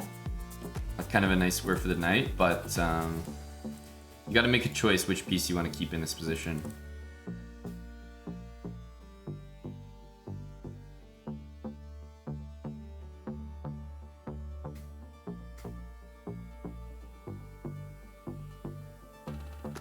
So the next game will start for Eric in about 30 minutes. Eric's game is already done for this round, and it was a draw, which is why we're watching Mr. Magnus. And yeah, he did play knight c3. It's a great square for the knight. Very comfortable there. These pieces are also tied together. The queen is attacking both of them, so neither one can move, essentially. Like, I guess the queen's defending, so you could move this, but the theory of attacking, principle of attacking 2 knights when they're protecting each other is that you kind of freeze both of them, which is nice.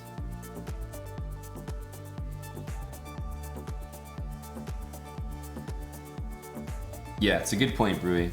I saw that Magnus won, but it's the worst. Your opponent beats you in game 1. That was this game here. Why are there only... Wait a minute. Why are there only 10 moves? What happened here? Okay, wait, no, he's on massive tilt then. What's going on here? Where's the full game? There we go. But it's the worst feeling. Your opponent like beats you, and then plays one f3 against you. Yeah, Magnus won this position as black, eh?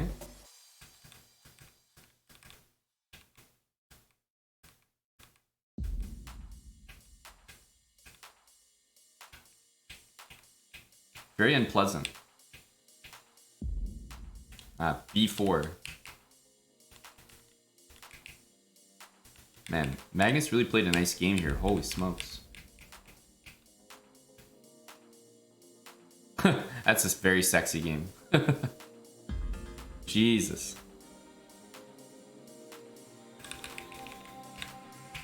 The pawns really just marched all the way up the board. He did it like so effortlessly.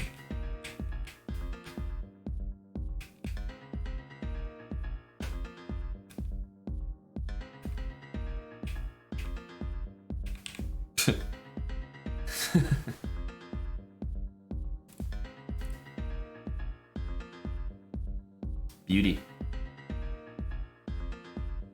Wow, that's a bold move.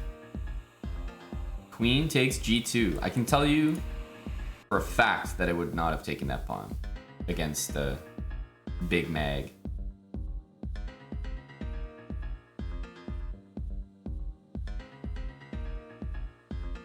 In this position, by the way, you can almost play this move. I would at least be considering this.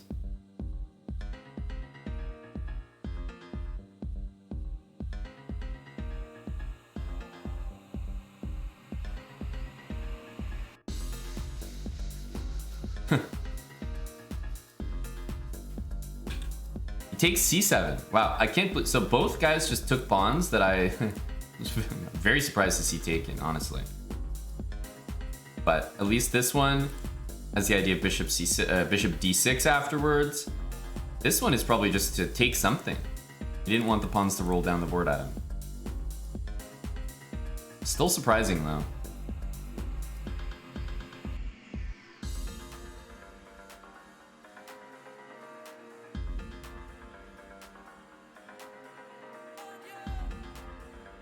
I don't think there's anything wrong with Oh, you mean CB4 in the last game, Eddie? The rook was hanging on A1.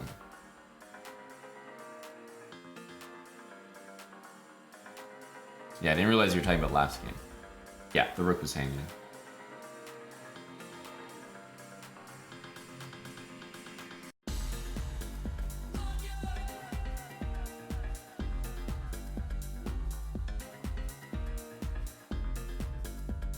Okay, forced to go here.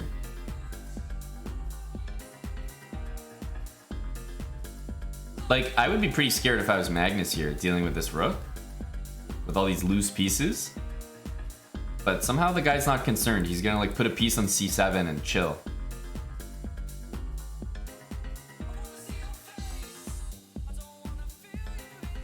Rook was on a1 there for the last Tony.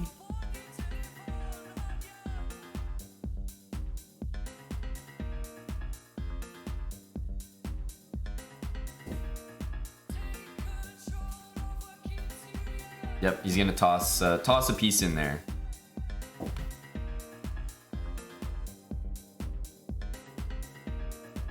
I assume. You could also just play queen somewhere like b5. He wants to put the knight on e6. The rook's actually quite nice, defending all the pawns in the position. We need 3, so same threat. Let me play queen e8. f4, yes. f4 for the boys. Queen f5, queen d3. And if you get a queen trade, you're definitely happy.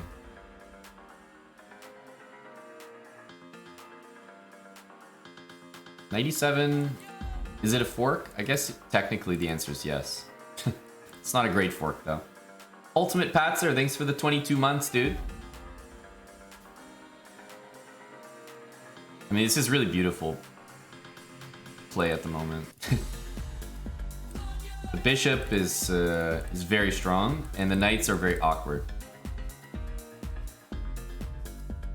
I hope you guys can appreciate how Magnus was able to coordinate his pieces from this position.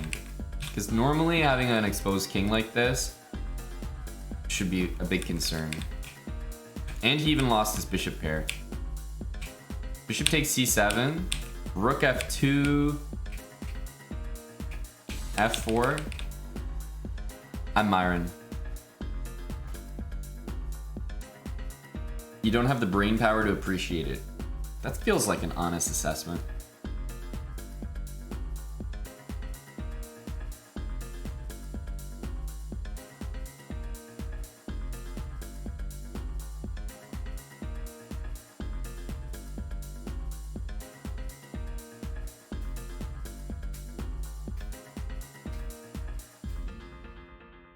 Yeah, Eric is currently in Norway playing this event in person. As you can see from the two chairs on screen, they're clearly playing from the same venue.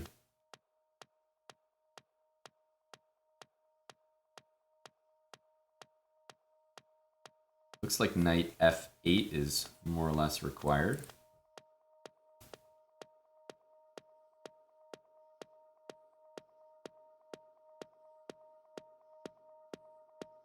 Yeah, I just released the next episode of the King's Indian speedrun. You guys should check that out on our YouTube channel. That's a good thing to do in the meantime. Leave the Twitch at 1% volume so that you still count as a viewer, and go watch the YouTube video that was just released. I've been doing a speedrun starting my rating like at 800. And that's a blunder? That has to be a blunder. That's gonna win the game. Knight d3, king d2 doesn't seem to help. And that pawn is gonna say hi. c4, c5, and Magnus is gonna win again. This is destructive, man.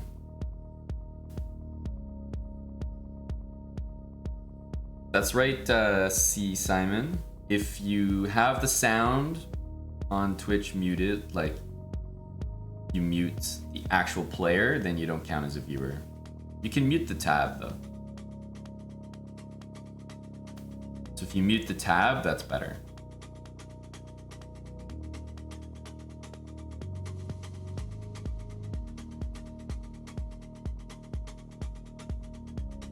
Why didn't Magnus take the pawn with check? Well, he chose the better order.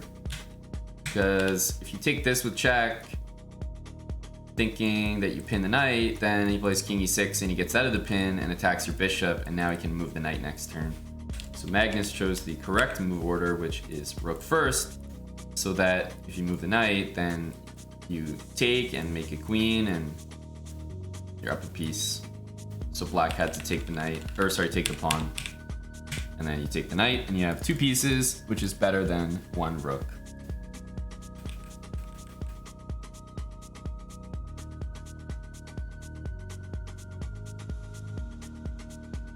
Yes, we're listening to Maceoplex. Twisted Kicks, thanks for half a year.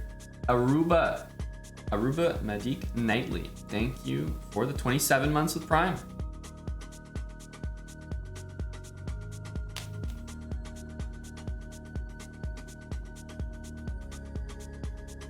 I think you can even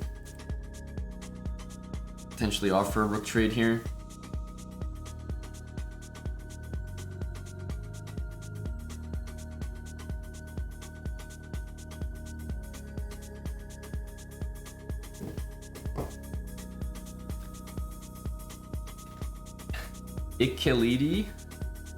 Ikilidi, how many moves ahead do you typically think in? Well, I have to make the assumption that there's now a better chance that you might be female. This is a very common question that the ladies like to ask. How many moves ahead can you think? very common chess question that I get asked. And it always seems to be the ladies. They love it. It's their favorite question, I'm convinced. I'm convinced. It's very difficult to answer. I'm not sure how.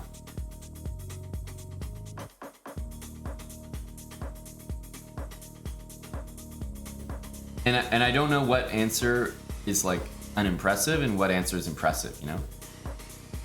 It's like, so, oh my god, like, how many moves can you think ahead? And like, let's say you say 3. Does that suck? Like, is 3 not impressive? Just like, oh, 3? Okay, see ya. Not impressed. Because sometimes I only think 3 moves ahead. Sometimes I might have to think more, but 3 is a pretty routine answer. You know? And at some point, the number just sounds like you're showing off.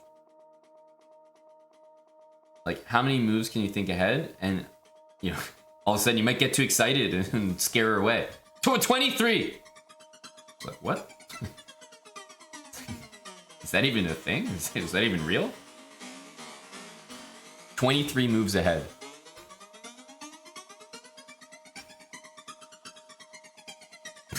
It's just not believable at some point. It's like, okay, dude, sure, man. You gotta play it off. You gotta give the politician answer. It depends on the position. Sometimes I understand the position so well that I don't need to think ahead at all. I know what's gonna happen before it does. Other positions require the touch and the treatment of a grandmaster. I could think anywhere from 10 to 15 moves ahead, depending what the position required. Just smooth talk it, just right in there.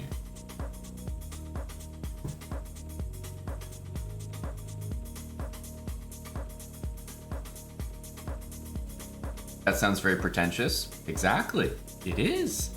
As is the question. How many moves can you think ahead?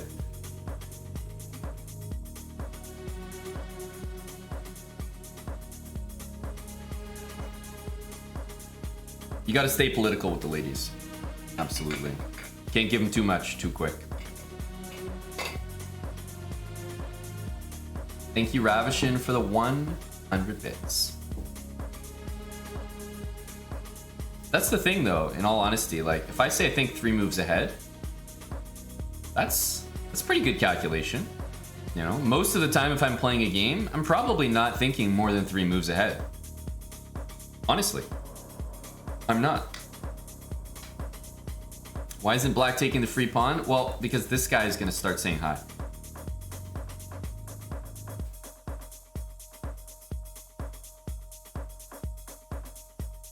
There's nothing that you can really do, I think, to stop this pawn.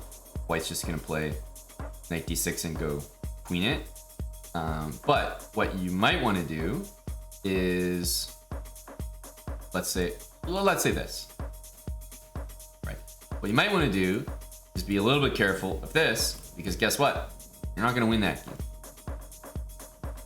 This is going to be a draw. All these pawns could be removed from the board. Right? And he still wouldn't be able to do it.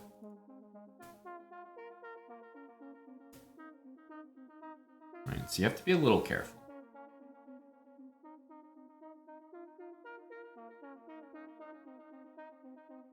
But I think if, as a chess player, just speaking like actually in chess terms, you could calculate 3 moves ahead perfectly all the time, I think you'd be a very good player.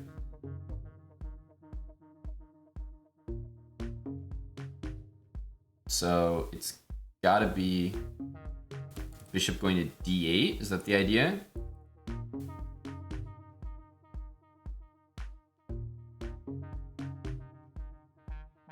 Because if you have the knight in the pawn, that works. So I think what we might be seeing is something like, let's say, king back, let's see, rook here, bishop here. And okay, let me go like this. If you try to do this, I assume that you just bring the knight to d6 and that should be good enough. King here, knight there. Knight d6 is a major threat. Major threat, no? And if you put your rook there, then you kind of lock him in. That's what I was thinking. Hey, kind of young Dave. Montoso, thanks for the 7 months with Prime.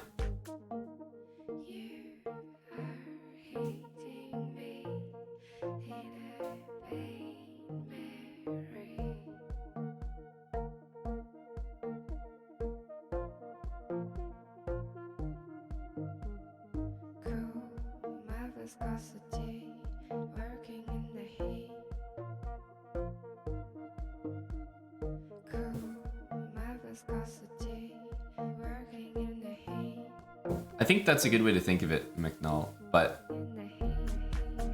people like to think in absolutes, like, you know, it's as if, how many moves can you think ahead? It's as if there's like a finite answer. Like, if I say 7, it's like, oh, so you can't think 8 moves ahead. Which is not exactly the case.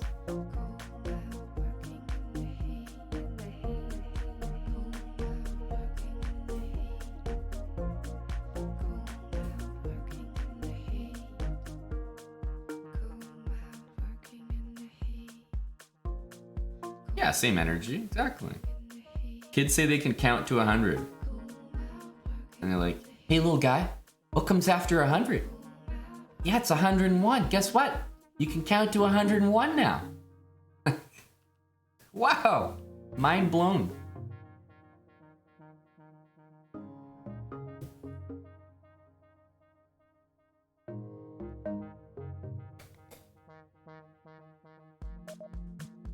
Looks like a draw. Yeah, I'm not too sure about the specifics of this, but it's still very easy to lose this position in my opinion.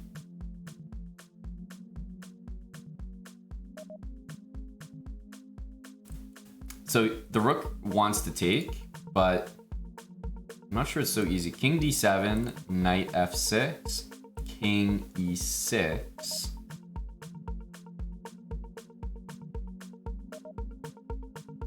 The knight is going to be needed to take this.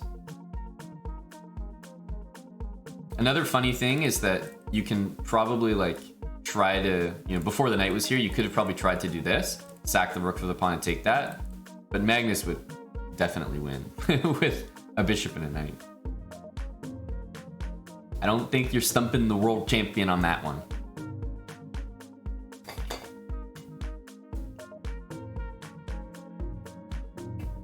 The Endgame Magician says Magnus couldn't lose this position if Kate Upton was on top of him grinding. Was on top grinding the lad. Okay. Go Eddie.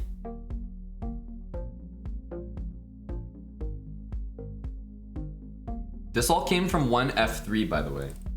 First move F3.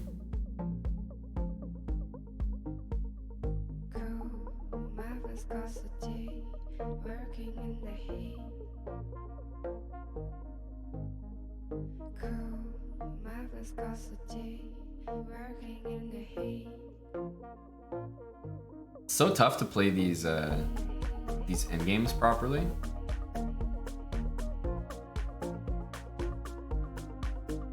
So the knight's gonna do a little cycling here. Probably king back to c6 now. Yeah, you don't want to go chasing the knight. The knight will like find a way to a good square. Yeah, so the knight's gotta go take these pawns, and black is looking to get over there, and looks like he will achieve that.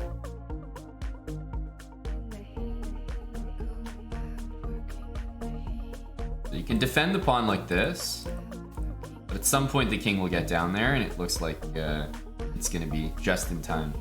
What a game.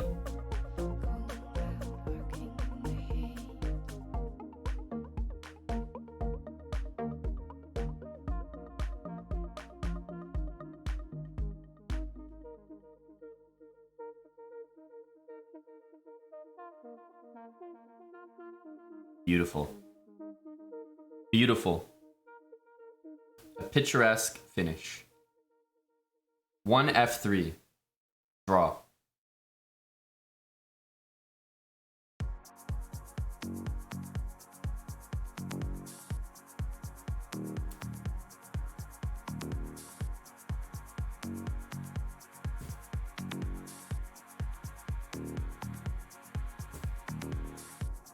It's a good result for Duda, yeah. But it shows you how strong Duda is. Like, that looked like a very good game by Magnus. It looked like a very good game by Magnus. And Duda drew it. I think I'm more impressed by that. I would have lost that game so many times. Like, multiple times in the same game. Andres' Chess, thanks for the 10-month resub. The Velt, 31 months. Thank you, Dixie, for the $2. And Black Albino. He made it, guys. Maybe we can all join together and celebrate Black Albino's resub for 69 months. Tier 2, mind you. Nice.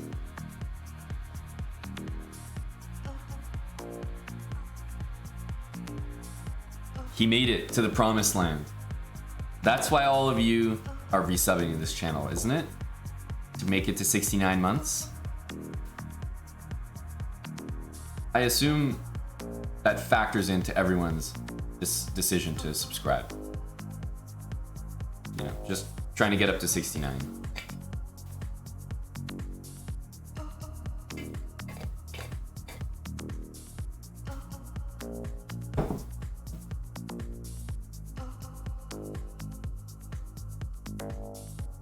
And the next game will get started in about 10 minutes here.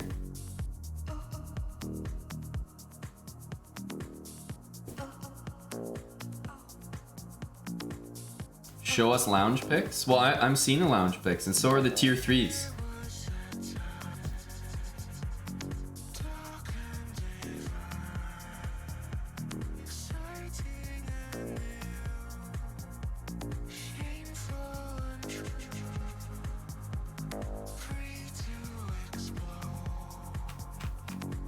Tier 3s in Discord. We do have a Discord community if you guys haven't joined it. !Discord. I would say if you're subscribed, you should definitely join. There's a lot of sub benefits in there. Even have some tier 3 sub benefits. I think the best ones on Twitch. Which is why we have... I don't know if this is a fact, but, you know, apart from maybe like a few, you know, emphatically chested ladies on Twitch that offer like tier 3 Snapchats or something, I think we gotta have the most tier 3s on Twitch, like of any channel. Or at least top 5. Have to be.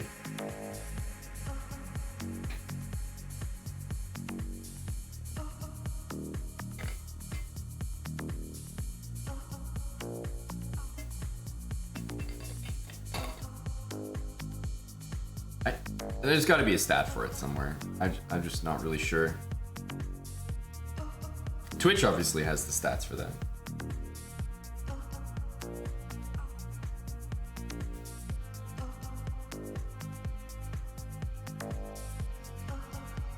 We don't offer Snapchats to tier 3s, no. But at 69 months, everyone gets a special surprise. Black Albino has just unlocked his. Where's the next game? Or when's the next game? It's happening in 7 minutes, top of the hour. There'll be 4 games today, so we'll have another game in 7 minutes, and then another game 1 hour after that.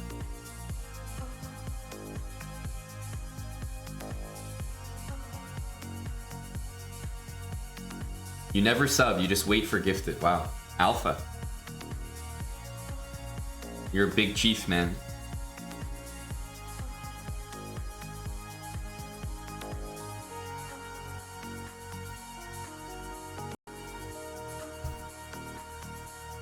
That's right. Type of guy to, you know, stand outside the door of a condo building and wait for someone else to walk in.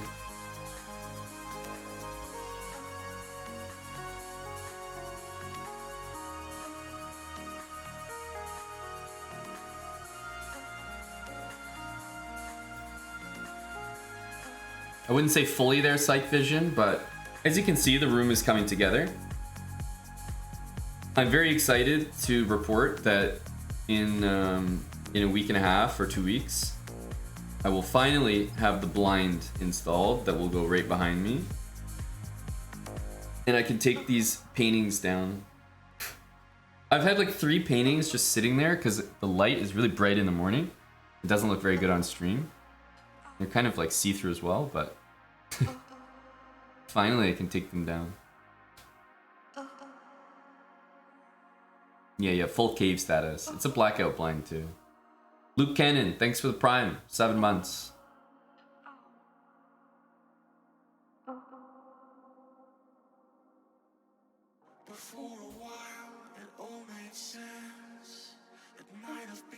The chessbrah house is never lonely. You don't have to worry about that. Because I've got you guys. Isn't that right?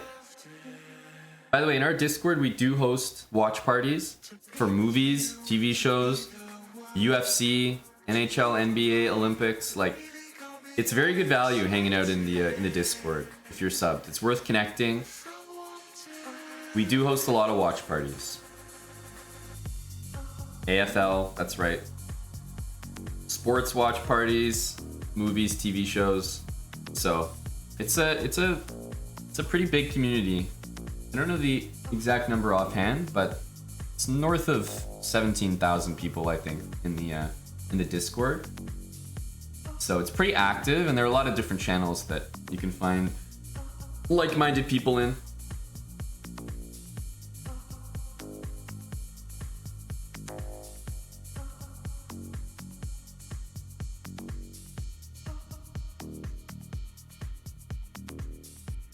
Montreal misses us. Yeah, I miss Montreal too. Definitely. Farty Party, thanks for 100 bits, buddy. Ravishin also, bits on bits on bits. It looks like the collection plate is being passed around. Ravishin is getting in early with the 100 bits.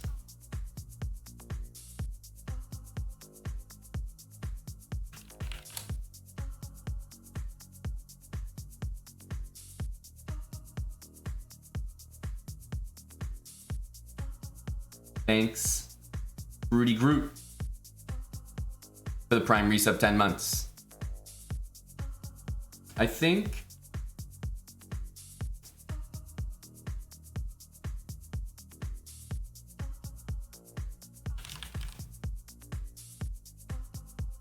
what's that?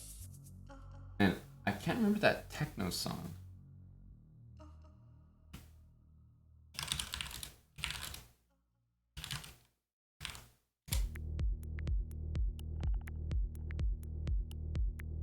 There was a techno one with a really good. You guys know which one I'm talking about, where the guy's like pretty much reading a sermon in the background. It's a great techno song. Let me open up game 3. We play it a lot on stream. I think it's a great one before the collection plate. I'm trying to remember what it's called.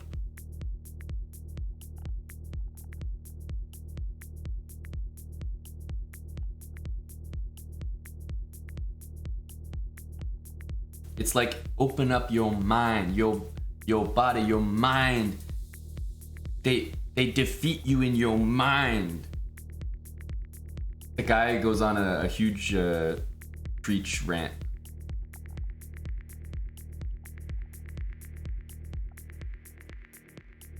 Is that Steve Bug? Is it? Maybe it's just in the set. Maybe that's where we heard it. What Steve Bug's song is it though? Is it just in his set or?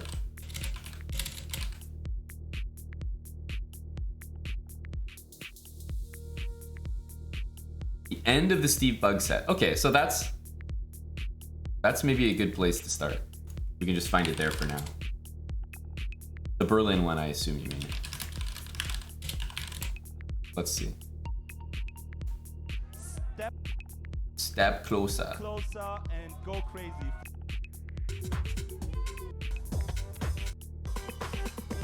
Is it this one?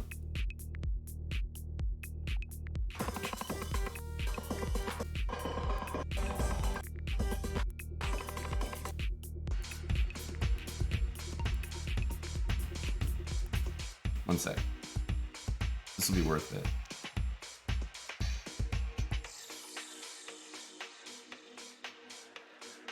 Oh wait, isn't it here? It's literally right here. Wow. Of all the places, it's right here. I want to tell you, you could have been home a long time ago. As soon as you decide to stop looking for answers in other people and miracles somewhere down the yellow brick road and click the heel of your mind and set your affections on things that are above, Here we go. you could have been free. Pass the collection plate around. We got the sermon started. Eric is looking limber. That you have right Let's go. in your life, in your body. It's $1 in the collection plate, guys. so strong and so powerful that the Bible said it is with the mind that Thank you, Clark. the Lord. Say that with Game me. 3. It is with the Let's get the mind energy up. that we serve the Lord. That's why the enemy fights you in your mind. He fights you in your mind. For as a man thinketh in his heart, so is he. The devil doesn't have to tie you up for you to be bound. He just has to tie up your head with stress, with worry, with aggravation. With It's in your mind. with pettiness, with anger, with hostility, with rebellion, and he can make you physically sick because your mind is sick. But somebody in here tonight is about to get a miracle in your head. Someone is gonna get a miracle.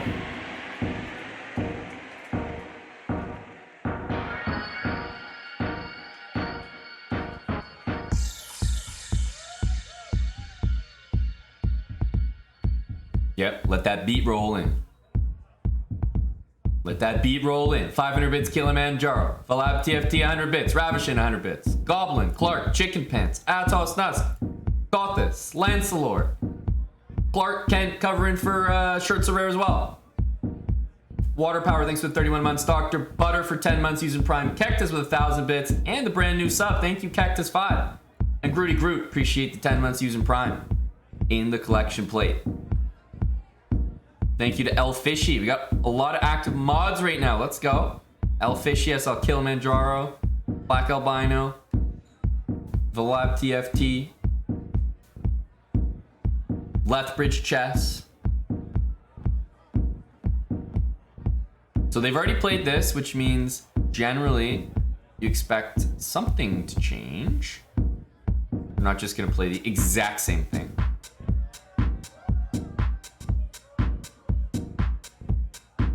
So what I mean is they're gonna play the exact same thing until a certain moment. Like they're not gonna repeat the whole game, obviously.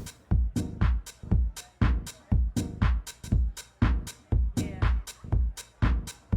Agreed, Chisno. I definitely agree with that in general. Adam Hart. I'm Bomeng. Thank you for the bits.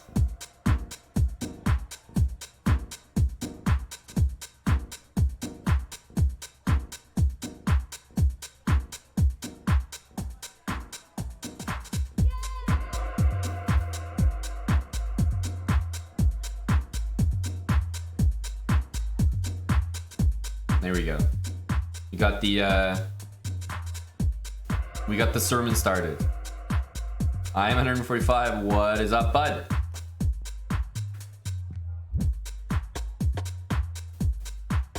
Is Eric listening to beats? Yeah. They said, this is the first time I've seen this, by the way. They said you can listen to whatever you want. Not whatever you want, sorry. Or maybe whatever you want. I don't know, like approved, obviously. But the point is you can listen to music because they're in person.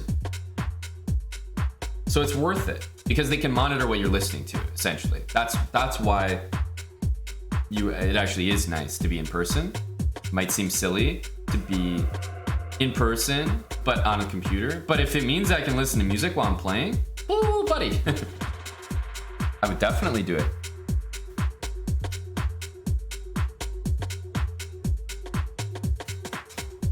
Airbus driver is looking for the eval bar, and I can say that for our tier 3s, we do have the eval bar. Just head up to the top floor of the establishment. You'll find the rooftop eval bar. We have some great refreshments there. We're serving on the rocks. We have a house special.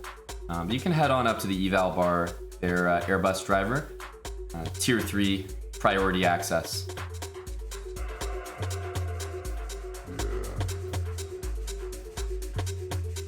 Can you feel what I feel? Yeah, it's just at the top of the stream window. So exactly, you're probably all looking at the stream right now. You can see that little rectangle. You see me just on top of it. There'll be a little heart.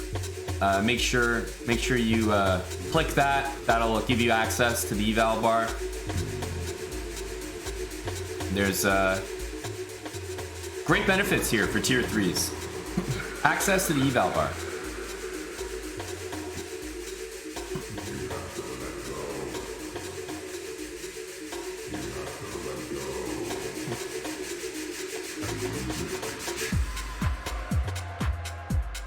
Thank you for the 16 months, irascible.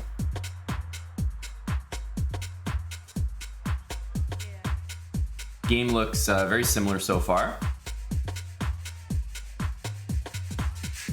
Can you make my face go away for tier 3? Sand kicks, absolutely you can.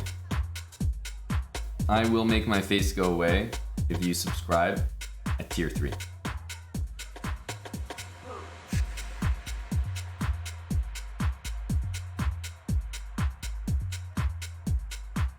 This knight is rerouting, or even just c5 and knight c6 can also get played.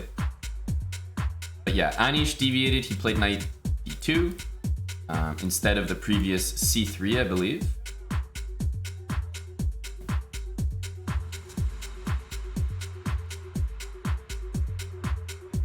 Yep. If you subscribe at tier 3, I will toggle the webcam.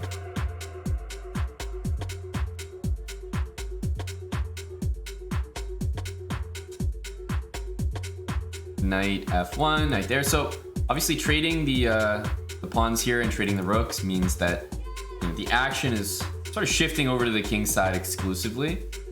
Rook e8 and bishop f8 is pretty normal, but after this you have to put up with knight g5. It is chopstick. Throwback Expos hat in the background. Good spot. And listen to the sound. Can you feel what I feel? And yes, they can listen to music, and yes, Eric is listening to music. I wonder what he's listening to. Feel what I feel. Feel what I feel.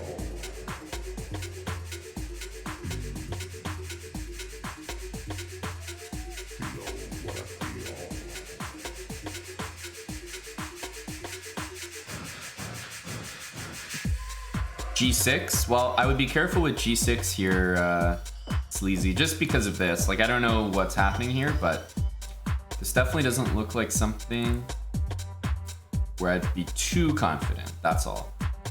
You know, if I have to play D5, I have to play D5, but I just would want to make sure that this works, because this could be a little tender.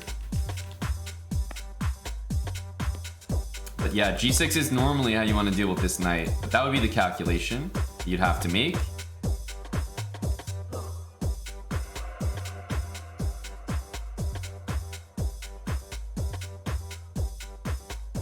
Brandon Evil, what's up? Neb Baby. Neb BB. Nebby, thanks man for the new sub. Banter Bullet 01. That's an OG name. 62 months from Banter Bullet 01. Thanks for the resub. Is this an offline tournament? Yes.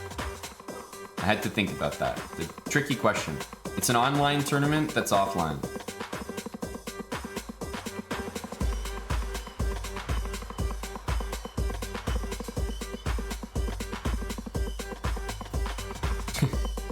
They are in person, playing on computers. Chess people don't know what LAN is, though. I say LAN and like everyone's really confused. Well, actually, what's a LAN?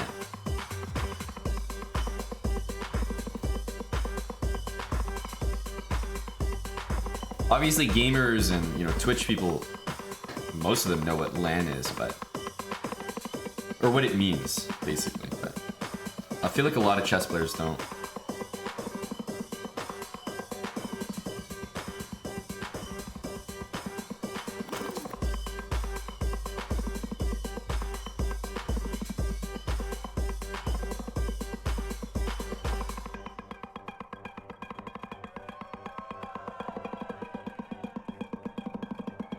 Yeah, Eric's definitely having to think here. He wants to play this for sure, but knight f5 takes knight f5 and takes on e7 is an easy thing for white to play. And I think Eric is relying on some d5 stuff because it's not easy to deal with both of these moves without losing your bishop. So let's say this happens, we go here. What we want to do after this is we want to start booting these knights up, but we have to deal with this threat first. And there's no rook e7. There's no way to deal with that except with this move. So I believe that's what Eric was spending his time calculating. Because if you have to play the move d5 to justify this, you better be damn sure it works. These knights look scary. But if it does work, then you can start to boot the knights out. So I kind of understand why he spent so long on this move, because if Eric is able to play this and get his pawns up, whatever, he's going to be in a totally fine position. Knight here, knight e6 even. And the position will be easier to play. So he's taking the time now to make sure that he can reach that position. So I think that's why he was spending so long calculating there.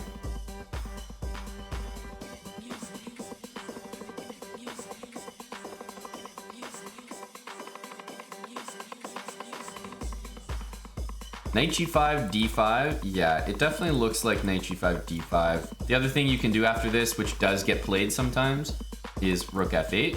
In this particular case, I don't think it makes a lot of sense because the bishop will get trapped, but sometimes if the knight wasn't there, if people go like this, you just go back, and then you kick the knight out next turn. But here you also do give up that dark square bishop, and I think he's trying to avoid that, so I guess it would be d5.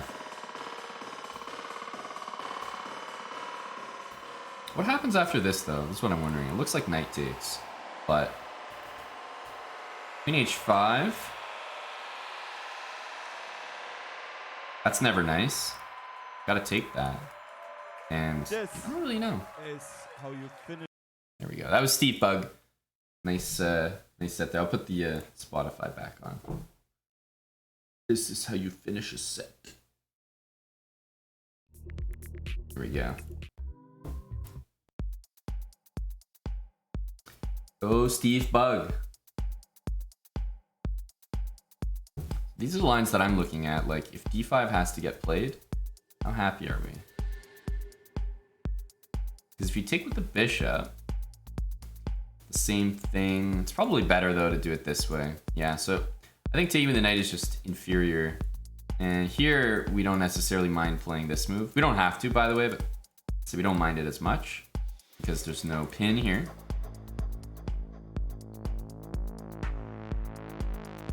Is h5 after takes bad? I don't know if h5 is necessarily the move you want to play. Like, you're getting into this territory where you're running into discovered checks and all that nasty stuff.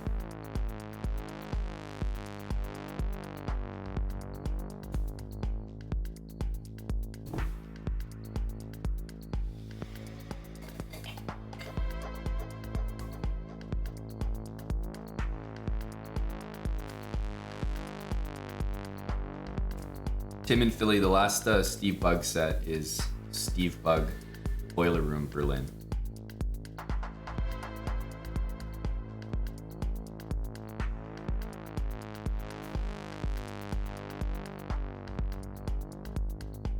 Eric is definitely listening to techno, and for sure it's gotta help.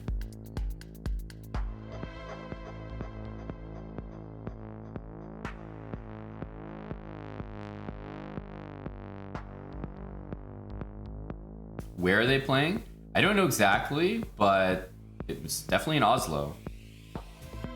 Certainly in Oslo.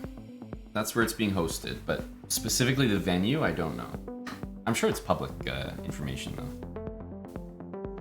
though. Chicken Pants, thanks for the 200 bits. You like Eric's shirt? I think it's a nice shirt. Playing chess in a like Geary, I think, has some sponsors as well, which is sometimes why players need to play in certain outfits. By the way, Geary not going for anything here and Eric getting to play this, I think it's a good sign. I think that's a good sign. Yeah, some players need to wear blazers because it has logos on it that sponsor them.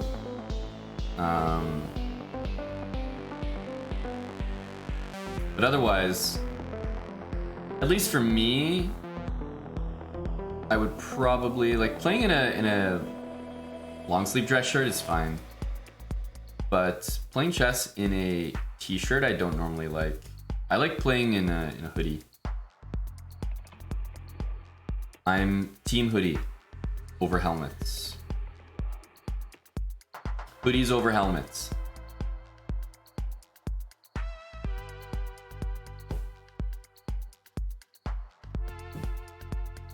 The avocado hoodie, that would be a big statement.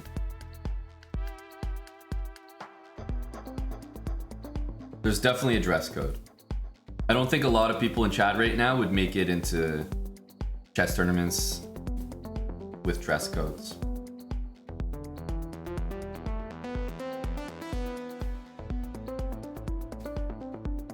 I think chess tournaments that have dress codes are great.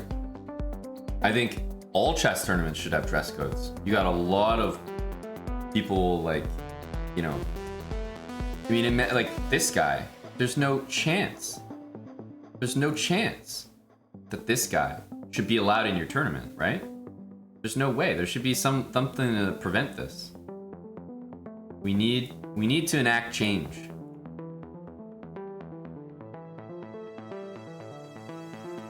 That guy shouldn't be allowed anywhere near a chessboard.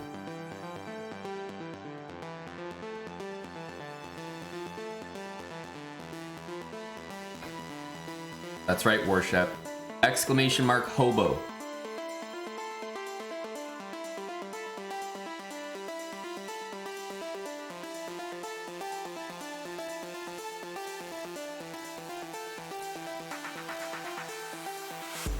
Hobo attacks Magnus Carlsen.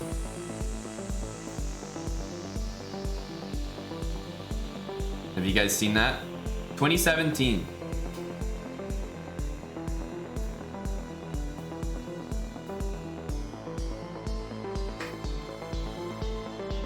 It's an old little meme ski in the channel, but it's a classic one. At chess tournaments, you can like walk around when it's not your turn and spectate other people's games. So I was just walking around, you know, Magnus is playing, he's in the same tournament as me. Damn, of course I'm gonna go check out the game. Just have a look, you know, what's going on over here? But because it's Magnus Carlsen, the guy has the same treatment as what you're seeing right now, where, hey, there's webcams on the screen, like there's a live feed of his game. And then that screenshot of me watching his game with the live feed, slap that caption on, instant gold.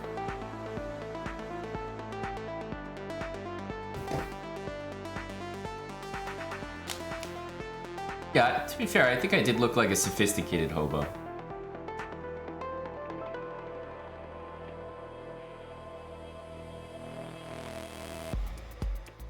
Could be preparing to slide the rook over. White's not really doing that much to really challenge Eric's setup. So I think Eric should be pretty happy with this. Did I win my game? I can't remember what game I was playing in that particular round, but I might have. I think the answer is more likely yes than no.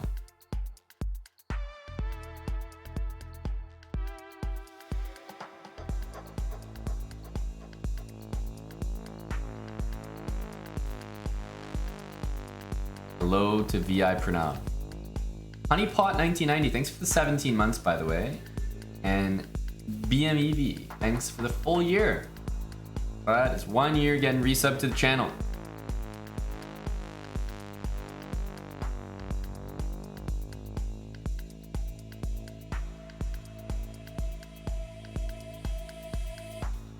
C5, bishop there, you know, queen out, rook a8 is an idea for sure, but I was just about to say c5 takes away a square from the knight, which, I mean, it makes a lot of sense to do something like this. You could even move this bishop now and try to play queen a8. try to harass this guy. But knight c5, knight to e6 was a maneuver that I mentioned earlier that white could definitely, or black could try.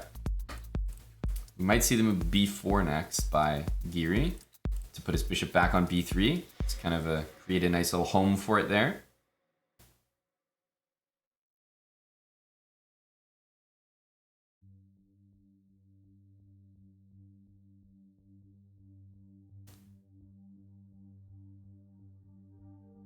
Queen d7. Position's looking solid, you know? Very solid.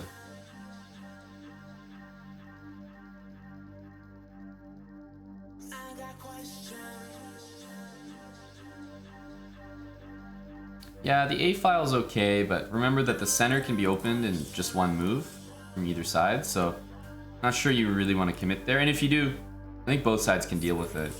I'm really expecting b4 somehow. b4 and bishop b3, yeah. This makes a lot of sense. Thanks for the bits, Chicken Pants. e4 makes sense. Gotta boot that knight out, put the bishop there. It's very solid on b3.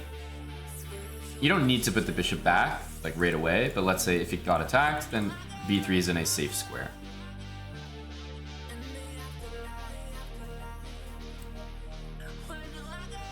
h6 is hanging. Oftentimes you play king h7 here to try to play g6.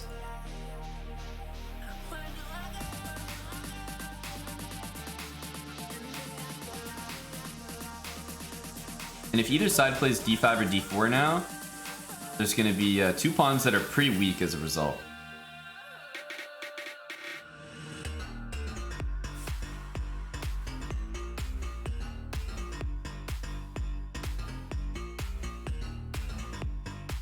Knight f4 straight away. I don't know. To me, that always feels a little bit risky. Takes and queen d2 or something. King h7 makes sense. Eric wants to play g6. Man, this song is getting a lot of compliments. I mean, it's a great song, but I just don't recall people peeking to this song so much. It is a good song. It's really getting some love right now.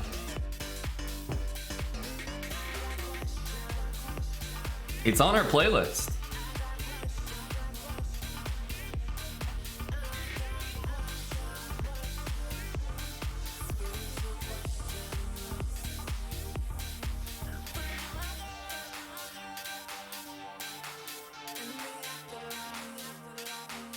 Timmy says it's good because it's an actual song.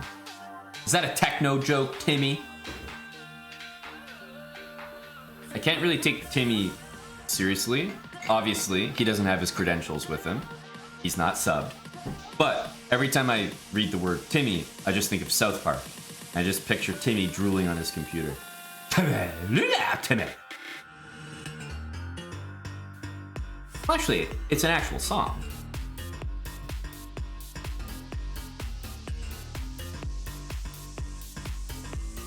So I read all of your comments, Timmy, just so you know, in that voice.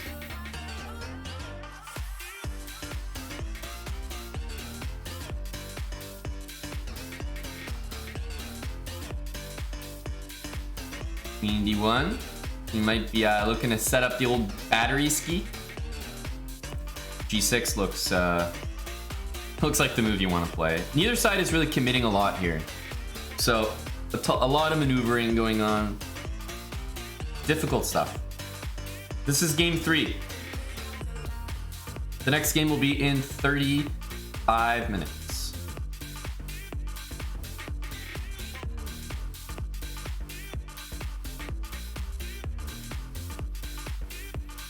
I just like doing that impression, Timmy. I don't get a lot of excuses too.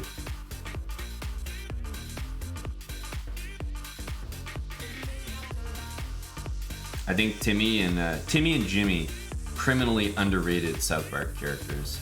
Need to have more episodes with them.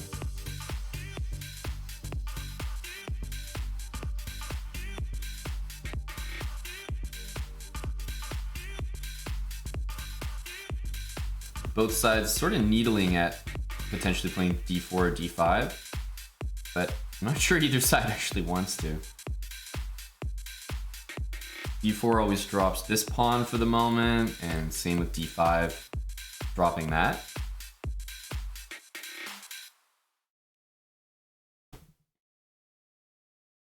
Yeah, c5 and c4, those are moves that you could consider, but okay. e5 also loose, so you'd have to take back with the knight. This is a very strong piece. Definitely. So white's bishop, if you compare the bishops, like white's bishops are better than black's bishops. Simply put.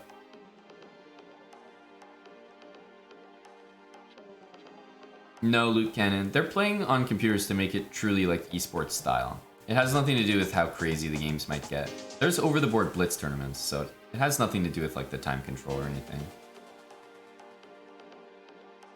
It's not like it's too fast. The time control is 15 minutes with 10-second increment. So 10 seconds added every move.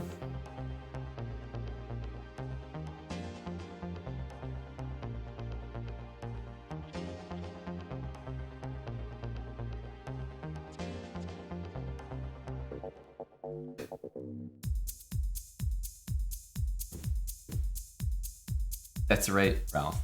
Cool as a fool in a pool. Jimmy is great. I think the best Jimmy one is when Stan is like, "Hey Jimmy, why don't you? I need you to go over to Wendy for me and tell her she's a continuing source of inspiration to me. Yeah, tell her that. Hey Wendy, Stan says you're a cunt. Stan says you're a cunt. Stan says you're a cunt. A continuing source of inspiration." It's great. A really good scene.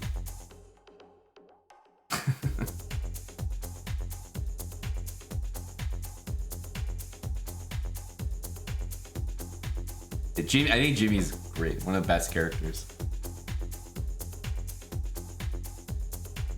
Of course, she leaves before he finishes saying continuing source of inspiration.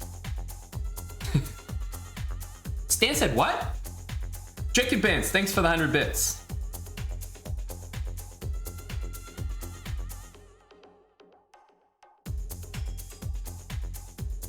Very shuffly game. You know, very difficult to comment on. That's why I'm not saying too much about what we're seeing here. Nobody's committing anything in terms of pawn breaks and tension. Eric's down a little bit on the clock, but clearly this is the game that Gary wanted to play, I guess. He just wanted to maneuver in game, keep the pieces on, play it slow, maybe put Eric in time pressure, I don't know.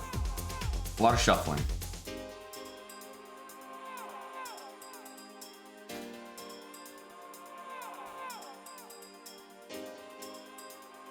Yes, do you like fish sticks? Do you like putting fish sticks in your mouth?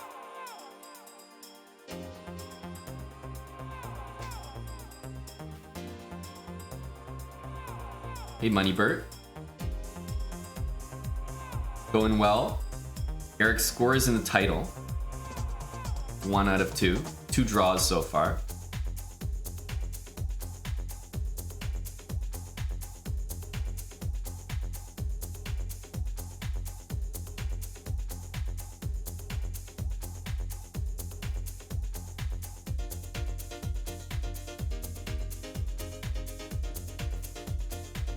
Trilled X. It's actually interesting that you asked that. Interesting timing wise. We are probably going to do something a little more like that, but at the moment we are, if it's not available already, let me just check our store actually. You're asking about like chess sets and if we have any. And we're about to sell some chess sets in our store, like autographed ones. So I think that'll be like really soon.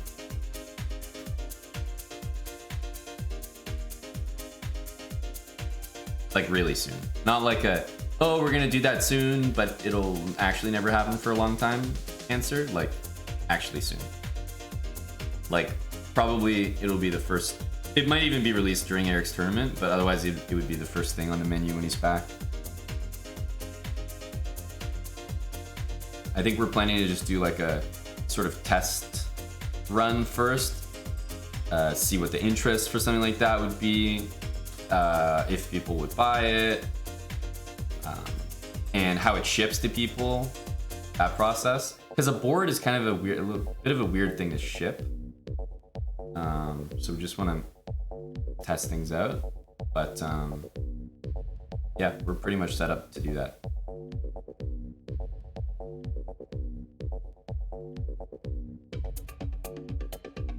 You'd buy a chessboard signed by me and Eric. Well, sorry to disappoint you, double reverse. I was actually talking about Dan. Dan will be signing every chessboard. Dan the man.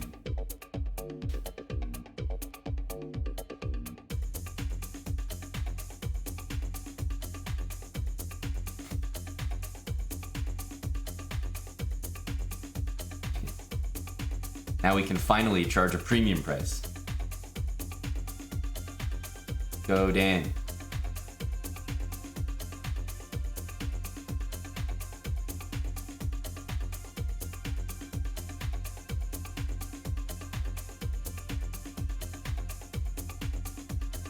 Okay, things are happening in the game now. We can actually speak about it. So h4.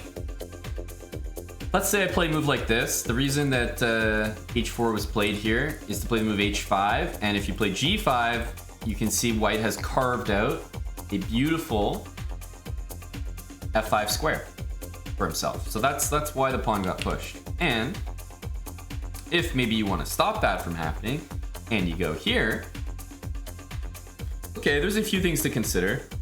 The first one being that you can't do that. And black might even be happy to play this move. So I'm not saying white's gonna take, but it just makes that square a little bit more tender in general. And it's not clear that you want to do that straight away. So he played knight f6. The queen goes back to d1, I assume to help out the h5 square. Knight g4, h5, and knight f4 was played. So Eric's got the knights jumping in. If that knight ever moves to make, way for queen takes g4, then queen h4 might happen as well. And if you take, black's gonna take back and maybe bring the rook to f8. So some interesting stuff happening in the game now. Takes, the knight has to move. And this knight gains access to the e5 square. The knight cube, yes, the dangerous knight cube. Things are happening now.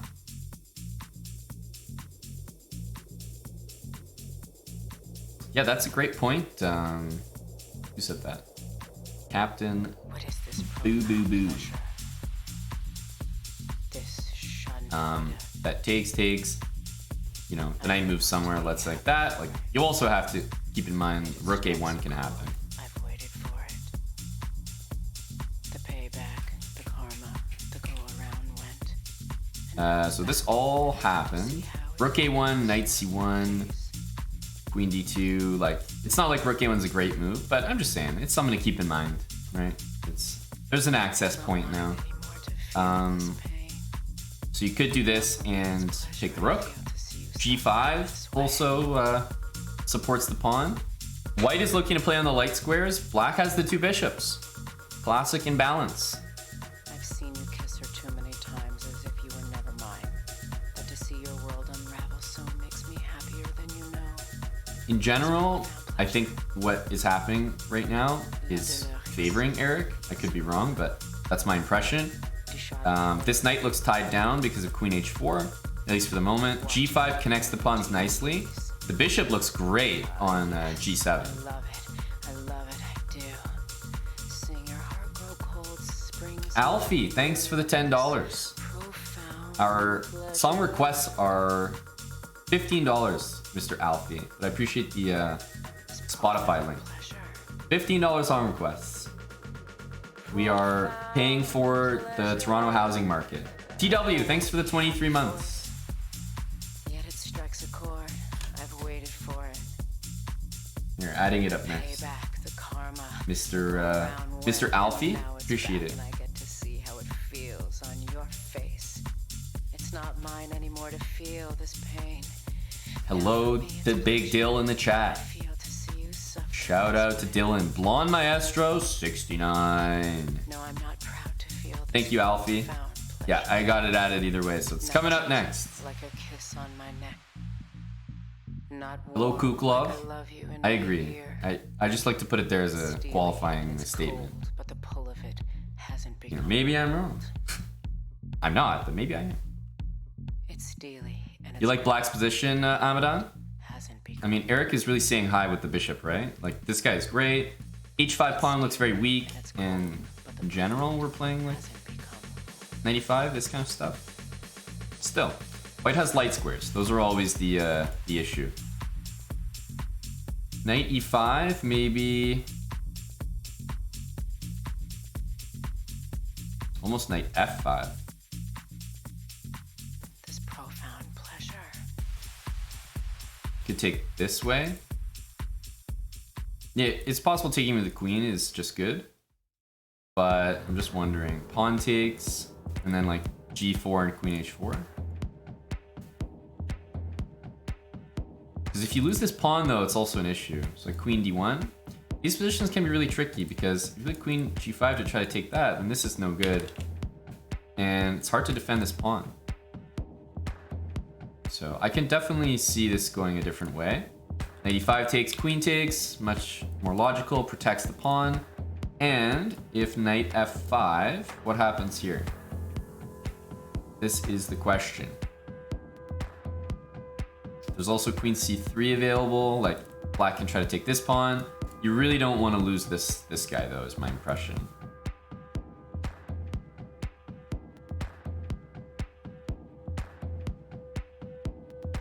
There's also rook A1, just to trade. C3 was played. Okay, so he didn't jump in right away. C3 wants more control of this diagonal. The knight sits pretty well on C5 for now, and yes, as expected, Eric needs to defend that pawn. It's an important one. Liv Callow, thanks for the prime 20 months, dude. Great song, by the way, Alfie. This is the Song Dono, one we've played on the channel before. Okay, G4 is playable. Hitting the H pawn, I imagine it will be immediately met with knight F5. It's unfortunate that when we feel the stuff, we can roll ourselves over 'cause we're uncomfortable. Oh, Yeah, I was thinking that as well, Elfishy. Only a good looking move. The only thing is after queen b2, you probably have to go right back. I don't know if there's another thing to do there, so rook a3, queen b2 just kind of forces us to go back.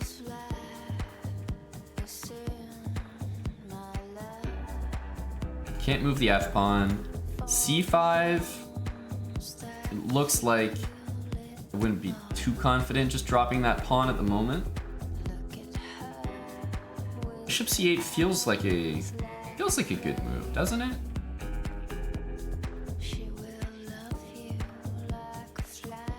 Okay, so that move is expected. And the bishop on a nice diagonal.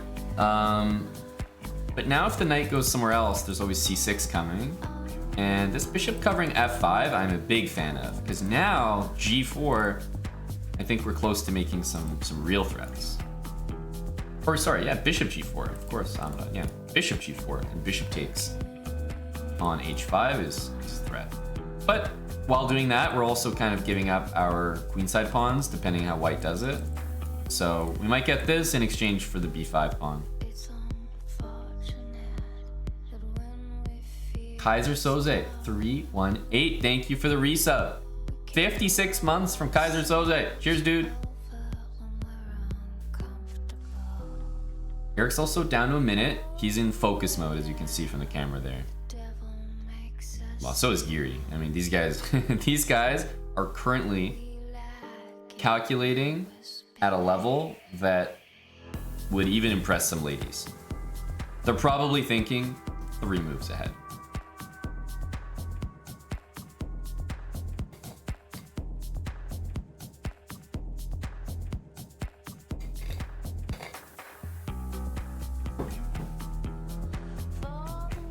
At least 3 moves. At least. Look at her with a smile like a flame. Hey, Bill Barados. She will love you like a fly. GT Wild, thanks for the 32 months. Using that Prime sub. Have I met Anish? Definitely.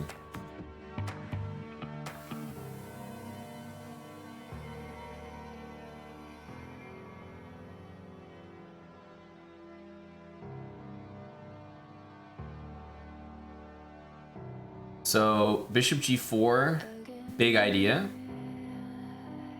The knight on D4 is staying put for the moment, but these bishops are getting used. I like what I'm seeing.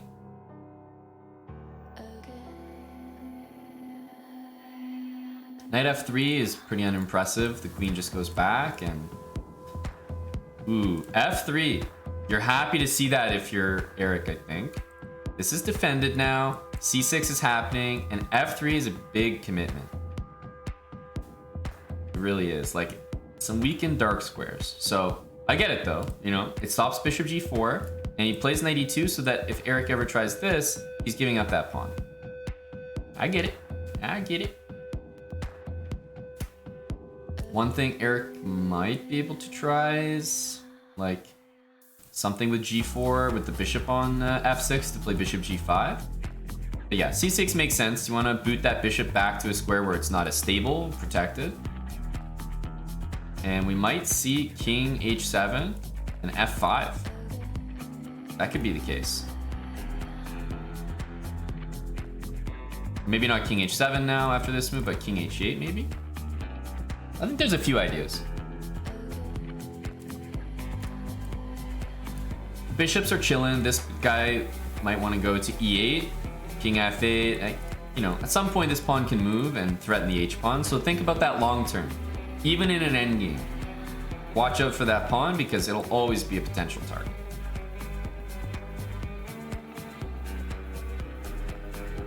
Giri's got a solid position here. Everything's protected.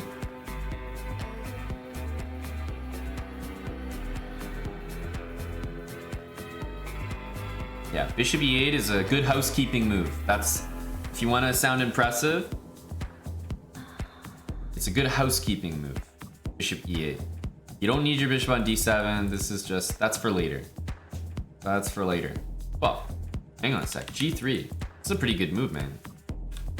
He wants to put his knight on F5. Bishop E8, great housekeeping move. And you know what? It's another great housekeeping move. Bishop D7.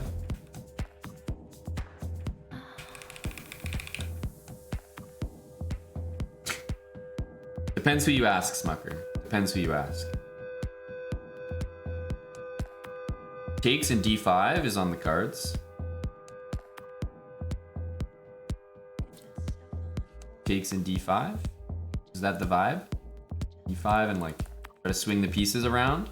I mean, definitely only Eric can be better here. You know, you want this. I know that's a ton of moves, but that's what you want. G7, Bishop D6, swing the queen over. So D5 is an important move. That bishop is nothing, and Black's bishop can be one of the best pieces on the board. Which is why this move was played. Absolutely. You can't just let Black like just get this amazing position. Giri's well aware of that.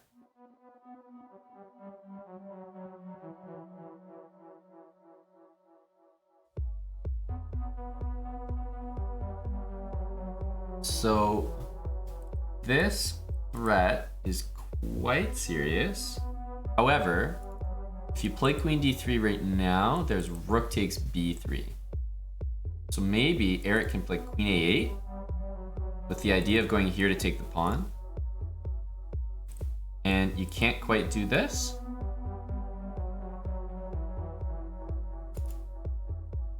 Maybe queen here.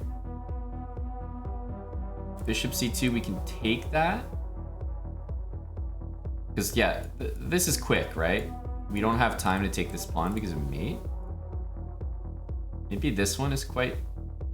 But you really have to see the necessity to remove that pawn along with this in order for that to work. But I don't know if this is the best move. Just this looks kind of scary, doesn't it? So we're trying to avoid that. How do we do it? This looks like a vibe. So queen d3. Are we taking and going here? What's going on? Queen here, bishop c2.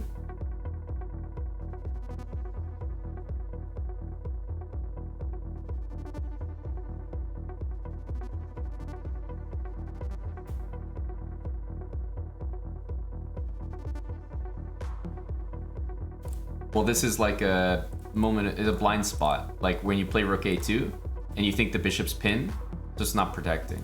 I actually thought of that as well, by the way. Like I thought of it for half a second, then I was like, oh, this doesn't work. But it's like rook a2. Oh yeah, I'm pinning the bishop.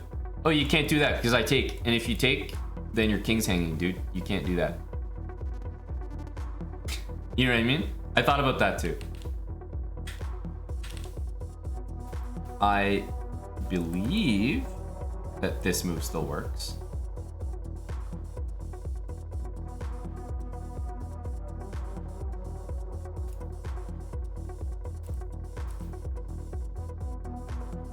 But it almost looked like the only move because f6 is a really strong strong threat, right? To all of a sudden put the queen and bishop there. Yeah, Eric's head definitely just exploded. It's just him and I here now with you guys. We're all here. chessbrah feels. We're all here for the boys. We're all gonna make it.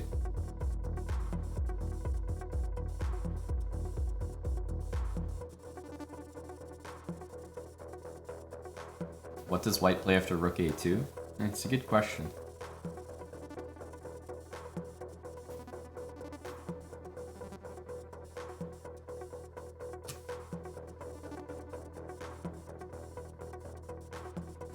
Rook a2 does make a good impression.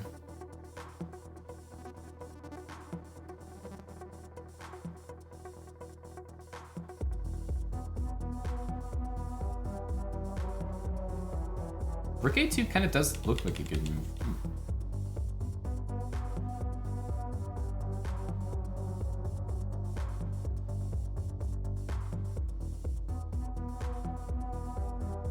Hopefully they have some Jaeger inside that lounge of his.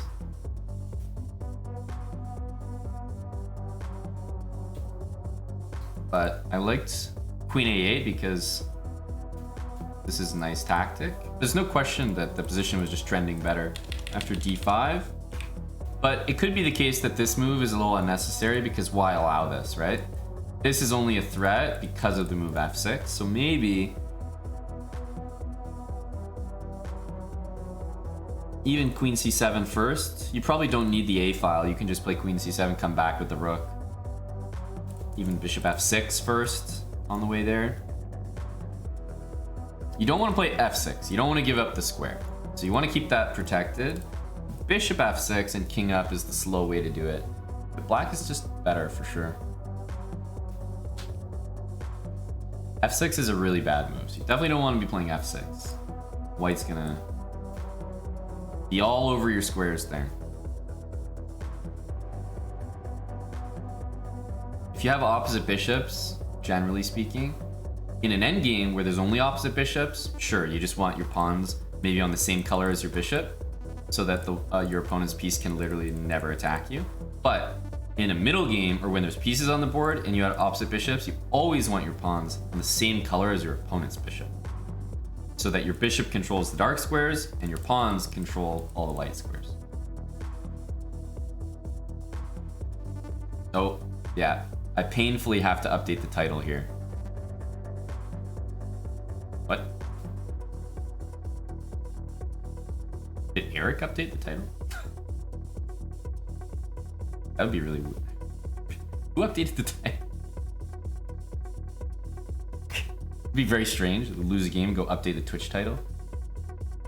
Something I would do. Like, you're so tilted, you just go and update the Twitch title to 1 out of 3. It's definitely something I would do. Yeah, it was you, Elfishy. You got me.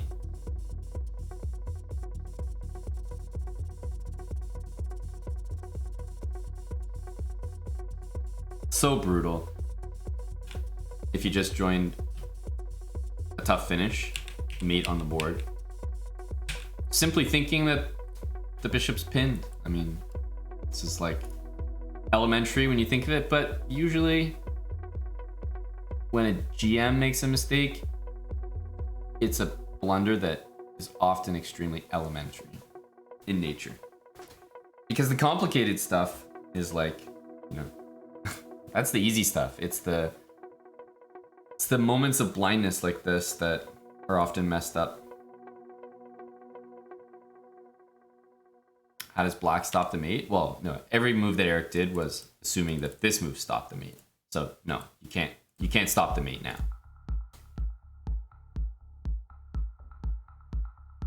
You can't stop the mate now. But here I was suggesting queen a8. Because if queen a8, you know, you're threatening this if queen d3, and here you have rook takes c3, and if king h1, and you go after this guy, now you're ahead of this. Now you can just go bishop d6, and this is not mate. You're never going to get mated there.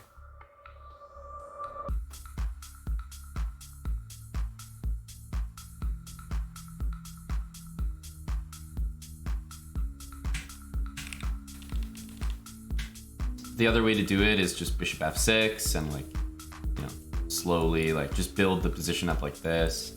Maybe even queen c7. Like, yeah, the position is just really good for black, so it's such a shame. It's a position that I'm not sure the engine maybe gives enough credit to black, but I would assume that it's like practically winning. Just like 2 humans play the position, I would assume that black wins almost all the time because it's really good. You really did, Mattis. It's definitely a chessbrah feels moment. This was a very nice game.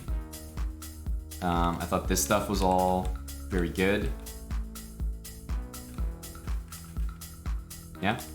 Whenever you play these slow maneuvering games against strong players, to not cash in is always too bad, especially when it comes off the back of something so simple.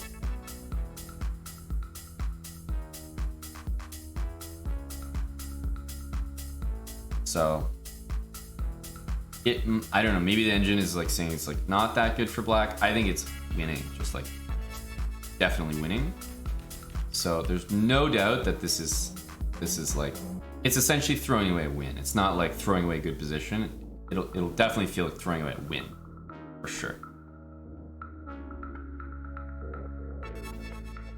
Thanks, Kukulov, gifting us up to A Latte, 64, Ravish, and 100 bits, and Wonka Bar, 23 months with Prime.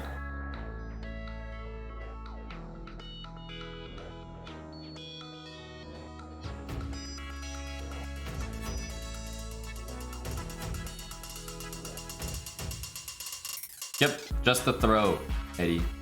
Just a throw. Yeah, queen e8 is always a fine move, like, for sure. For sure. But no point in continuing to look at the game and saying, oh, this move's good. Yeah, but there's a lot of good moves. When a position is this good, you know, even rook here will be a fine move. Queen here, queen here, queen here, bishop here, king here. Like, lots of decent moves here. So Eric bouncing back after throwing away a sure win will certainly be very impressive, because I'll be the first to admit I would be on a massive tilt. But we have to, because there's only one game left, right? There's 4 games total.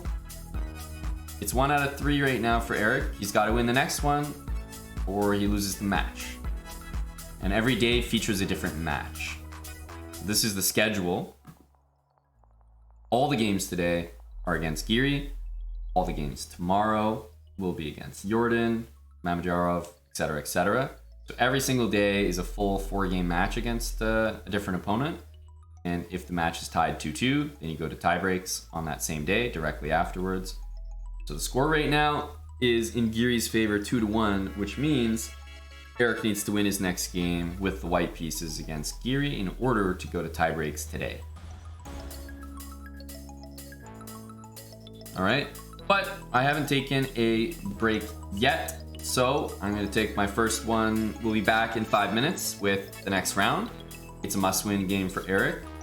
I'm just going to refill my drink. You guys can do the same. If you have Twitch Prime, !Prime, I thank you for watching. If you're not following the channel, there's that heart button below the stream if you're on mobile, above the stream if you're watching on desktop. So we appreciate anyone who's not following the channel to do so. Find out when we're streaming, when we're going live, keep updated, and help us grow the numbers. So be back in 5 minutes, guys, covering Eric's tournament. We got a must-win game coming up, and I'll be back with a commentary. 5 minutes.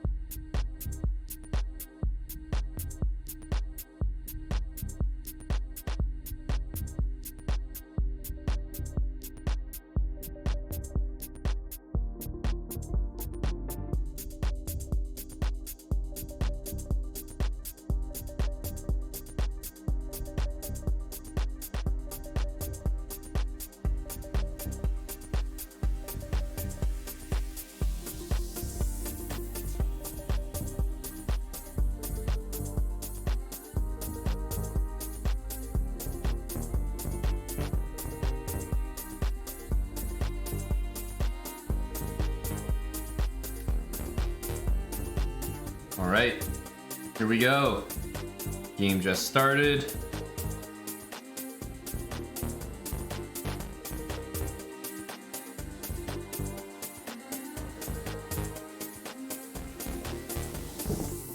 How are we doing? Some good tunes on right now. Jimbox1010, thanks for the brand new sub to the channel.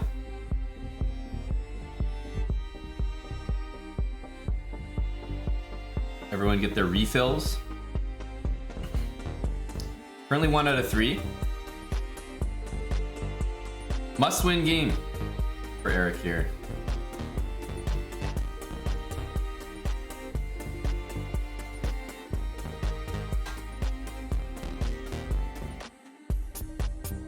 What opening? Rui Lopez.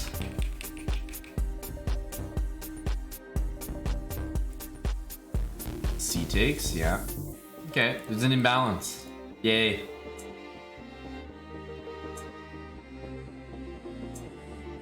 Yeah, it's tough to play chess after that one. That was a win.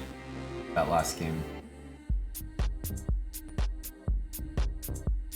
And yes, absolutely, Geary can draw the game and win the match. So for sure, he's well aware of that.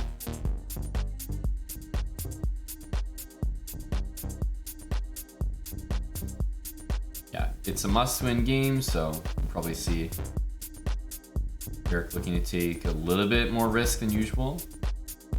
But it really depends on the mentality, how he's feeling at the moment. Yeah, it's only one match a day. So he plays Geary today.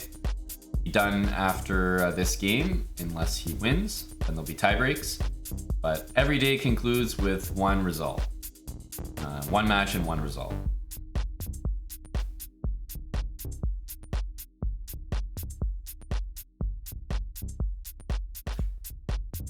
Curious how Geary's gonna set the position up here. Like, yes, he can play bishop b7.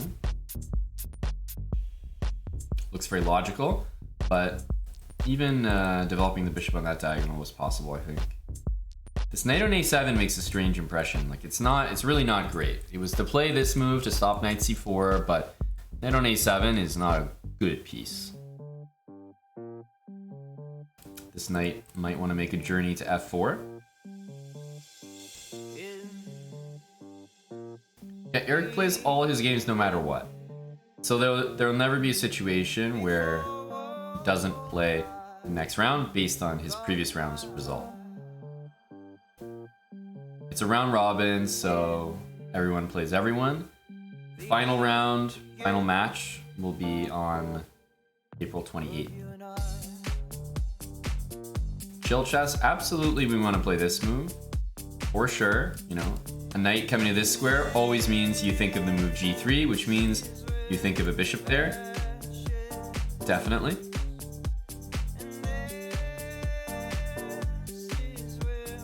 Must win game. Goblin, thanks for the 100 bits.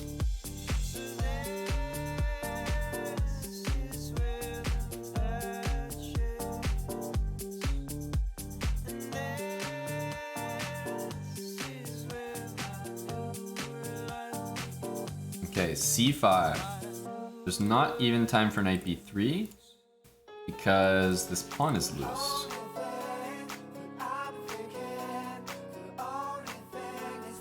So like queen e2, c5, and remember, Geary is definitely consciously trying to simplify. There's no question about it.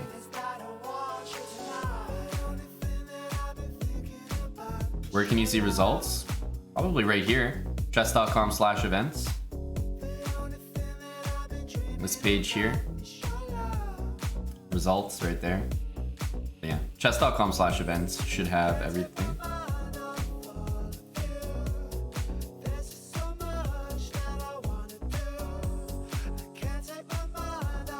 It's a nice, easy URL. So e5 drops, but so does a3. Is that the idea? What's going on here?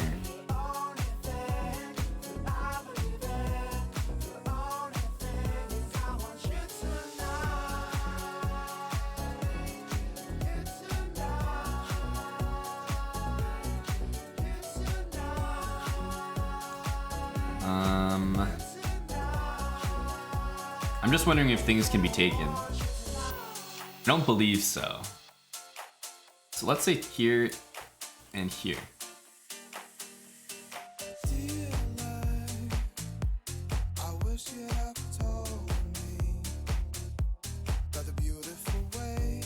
Right. That move is available.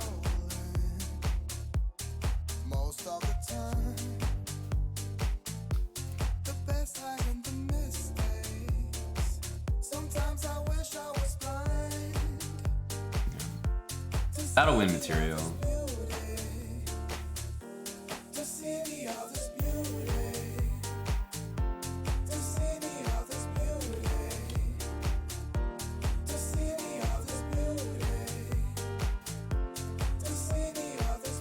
This one, though, holds things together in terms of this move, but there's now knight takes e4 available as well. And takes, I don't think there's anything. I don't think there's anything here.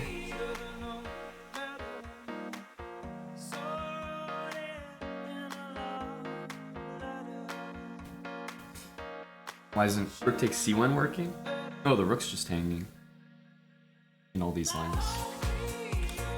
Yeah, so I should be throwing this in. This move hits the rook. Yeah, the rook is hanging. Elf here. Well, I'm thinking 3 moves ahead, but I guess that's the other part of the equation. Is that, so let's say you can calculate all that, but your rook is hanging at the beginning. The answer to the question, how many moves can you calculate, or how many moves can you think ahead, might be like 5 moves, 6 moves, 7 moves. But what if the first move is wrong? Like, oh, I can think ahead 50 moves. But what if there's a blunder in your first calculation? That's not factored in. Accuracy is not part of that question. So I think all the chat can think 50 moves ahead. Not accurately, but we can all try 50 moves ahead for sure. So this is on the board. I think we're gonna get something like that. Bishop a3, and instead of hanging my rook in all those lines, everything applies, just throw in rook takes c8 first.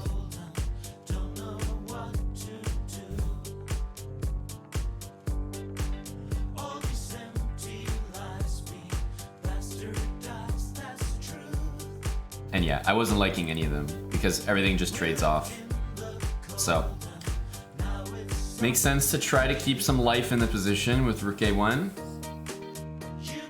But for sure, black has made some achievements. b4 looks reasonable as well.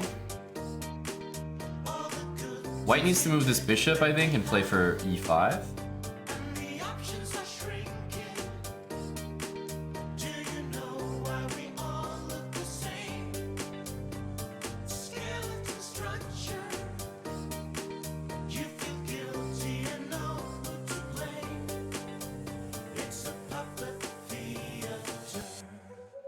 So if b4, it's a bit strange, but I am considering this.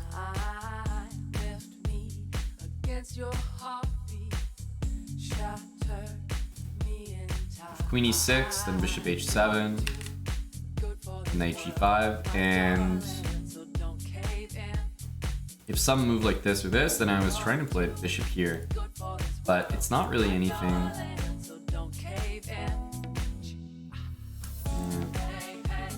White gets a nice knight on d6, that's about it. I don't know, I'm trying to make something happen here, but it's difficult.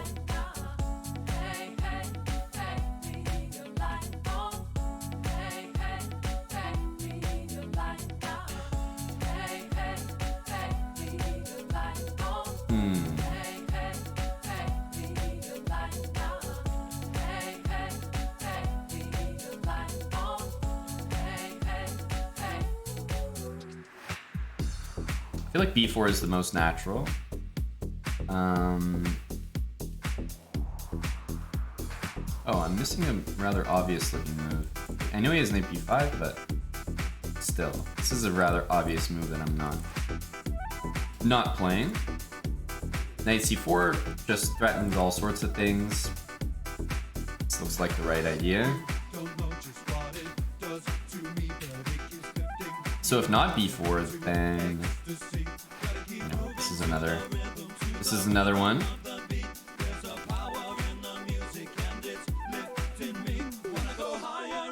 You don't really have to move the bishop, but bishop takes here forces currently pawn takes because the queen is overworked.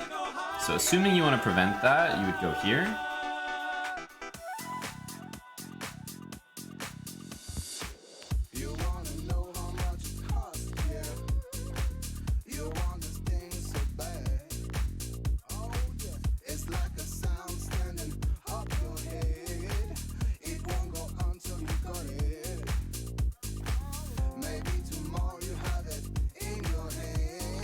Now we're threatening both of these, so this should actually work.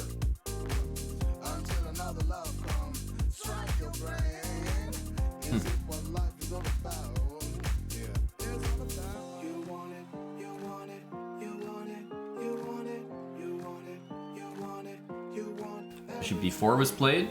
Yes, the only remaining move, honestly. I hadn't got there yet. Calculated every move but that one. Well, the other ones didn't look good, so process of elimination. Is everyone currently reeling? Like, are people curled up in bed and shaking after that last loss? I feel like the stream is empty right now. At least silent.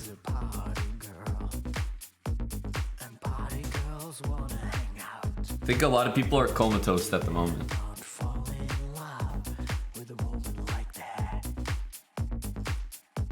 Yes, you're seeing you're seeing FIDE ratings. Yeah, 928.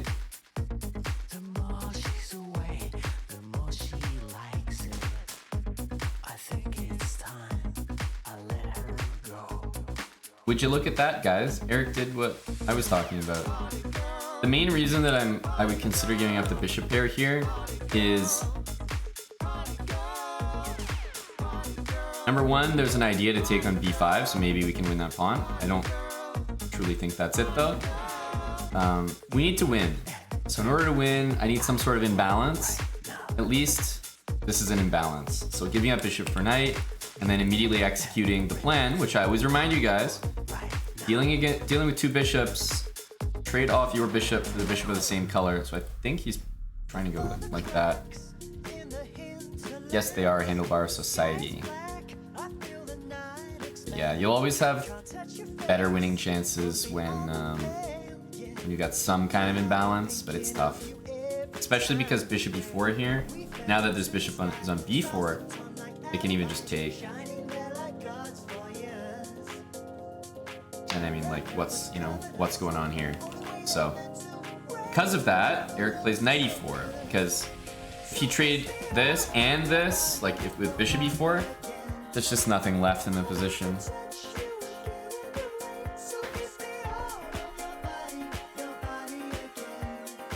That would certainly be nice, but it won't happen.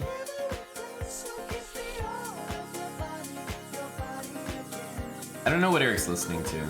So ask him after. I think he may have said in first class. You can listen to music while you play, because playing the tournament in person on the computer. So they're obviously being monitored. People know what they're listening to, so you can listen to approved things.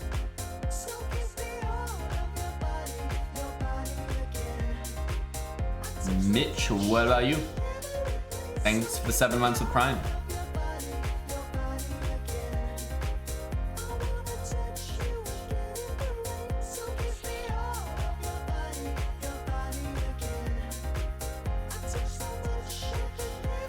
Bishop c3, followed by, if b4 happens, black's position looks really solid, doesn't it? Is there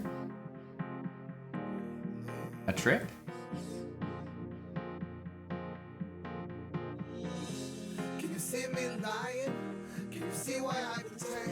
This is the first thing I think of. But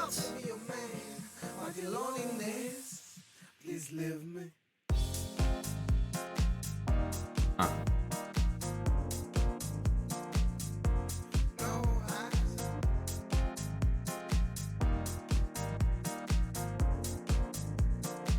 This one needs some calculation. Let's say you defend the rook.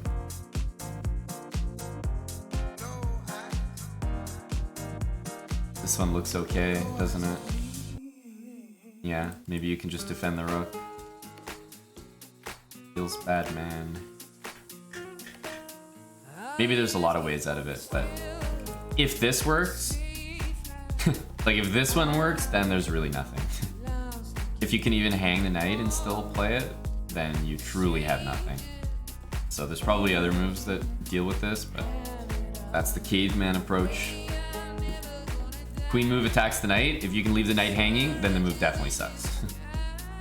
That's a good rule of thumb. Eric is listening. Black Russian by DBS1. Maybe we should go be like Eric.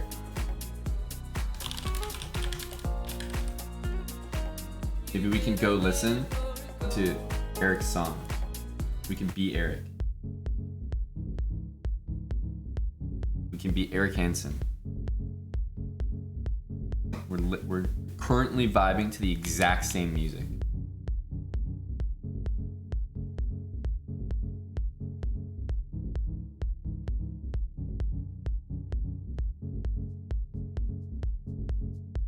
We're really in the headspace, exactly.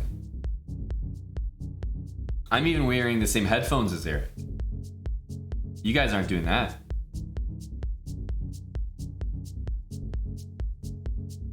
We're all Eric Hansen right now.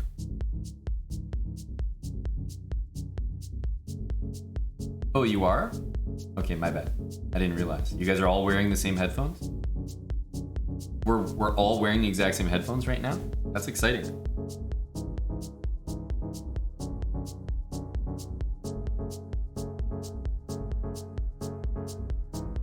So, you guys are all wearing the DT905 Pro X?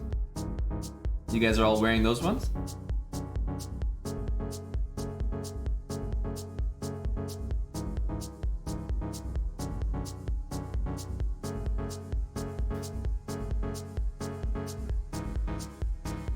Guys, they're the 900 Pro X. I just got you. The 905s don't exist.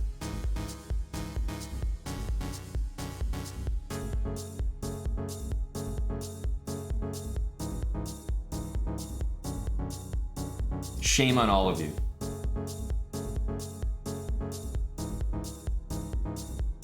Shame on all of you. The nerve.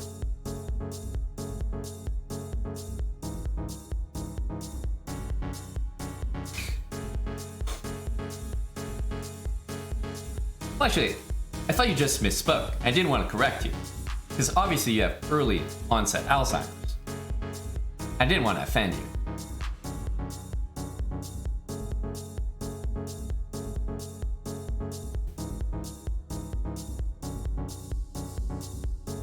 Is the board live? I believe so.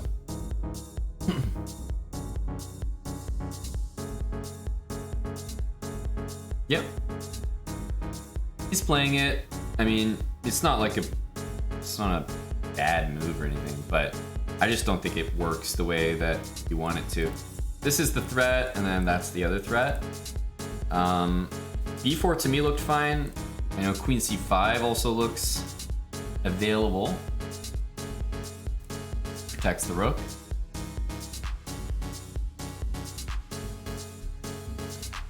Maybe there's some weird stuff like this.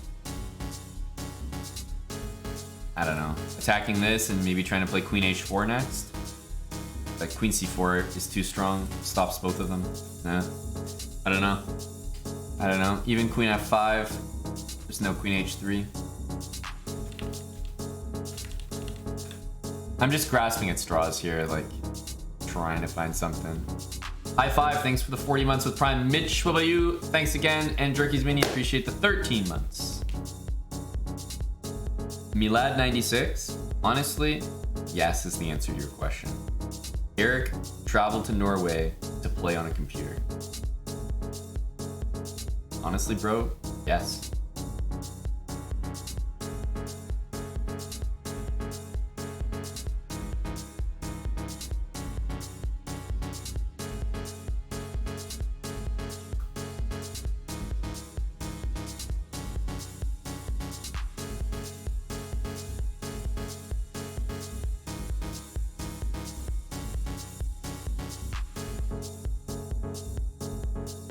Queen c5 played. Threatening to trade as well. And yeah, I mean, if you take this, you're just not gonna win that game. You're just not gonna win it. What else do you play here? You know? What do you play? Because let's say you don't want to trade queens. What other move am I doing?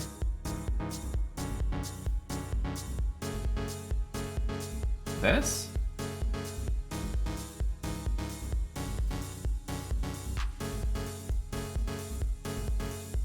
But it'll never work, of course. Queen d5. I wanted to play queen f5 next. But I'm trying to create tactics. They just don't work. They'll never work.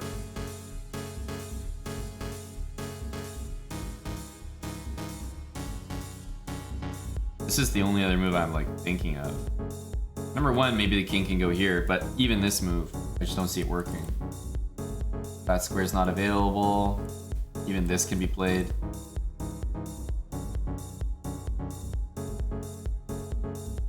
Queen d2, like sure it can be played, but you're just, yeah, I don't know. There's nothing in that move.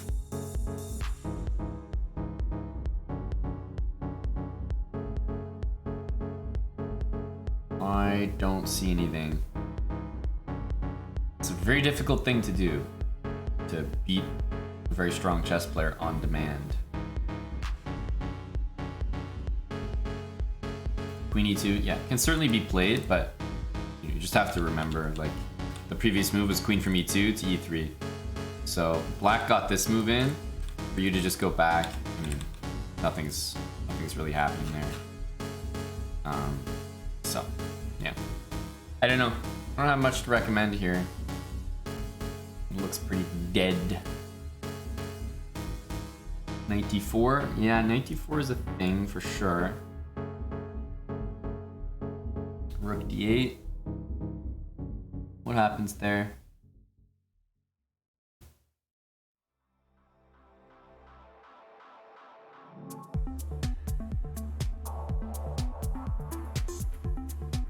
Because you also don't want to lose for no reason. Like,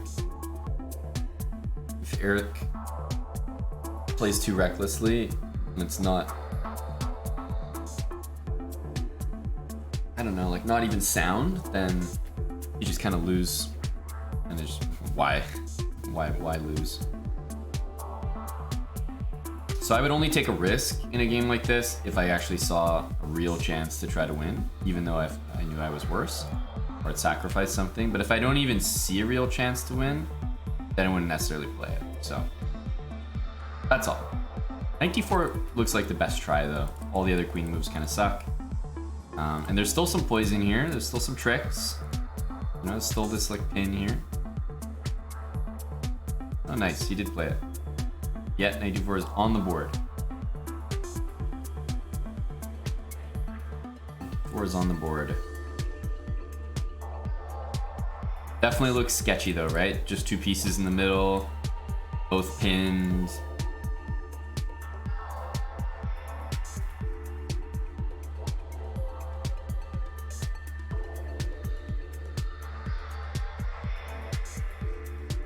Who's Faruja playing with? He's not playing. Faruja's too expensive, man.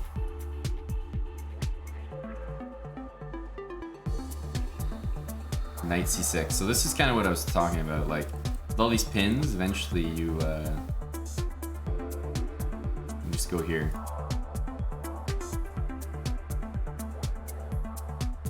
So, what is happening? There's queen e4, but I think at this point you can probably just take that.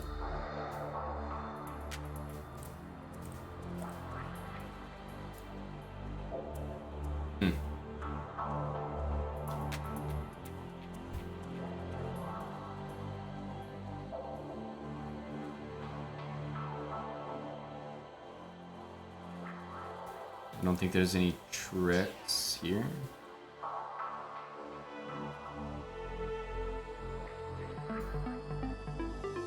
And I don't think this makes a difference.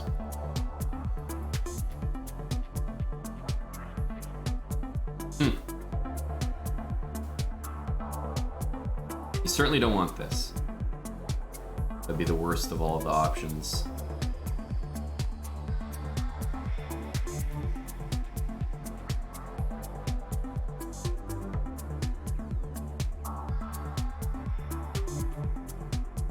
I'm trying to think of stuff.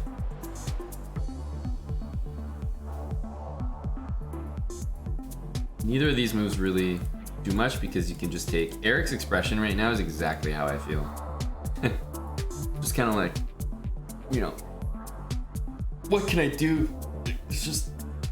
He's trying to keep pieces on the board, he's trying to win, but what can you do?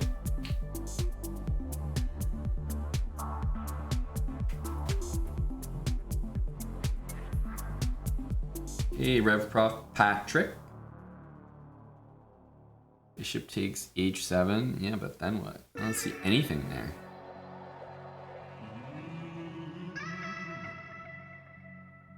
h4, g4, f4.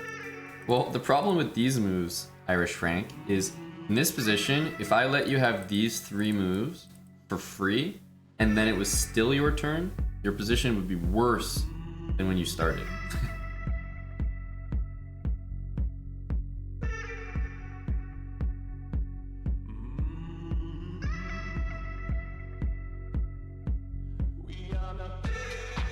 I don't either, A Latte, honestly.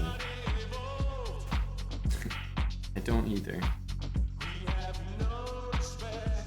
It's just a very difficult position to be in where you must win, because you sort of like, every time you approach a game of chess, you don't approach it with that mindset. You usually don't have, like, that's not usually the case. So the way you play, the moves, move selection, it's all not based on the, you know, need to win. So it's hard to shift all that. Some players have naturally, like, more tailored repertoires to needing a win. Let's say, like, a more aggressive player is going to be able to play for a win easier than a positional guy. So it can be harder to adjust for some players.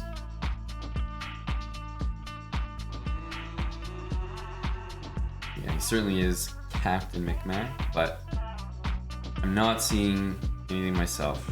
And I think that's why he looks the way he does. It was really all about last game.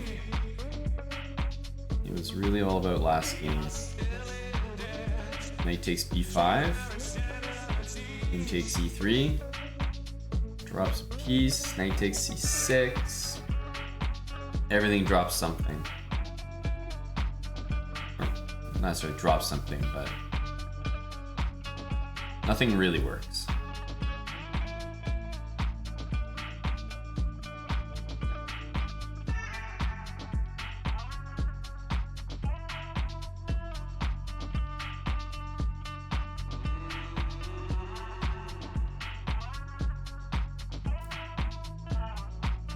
here. E6. Is E6 a try? What do we think of E6? E6. If knight takes E7.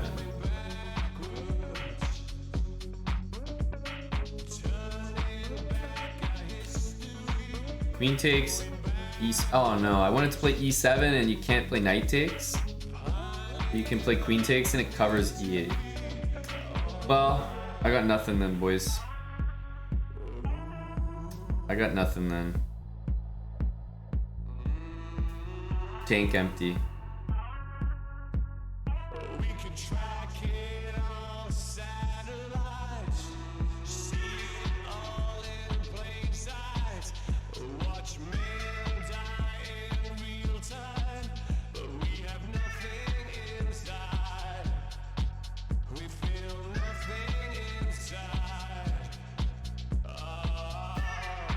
Probably gotta play one of these moves. Just have to. It's the only chance.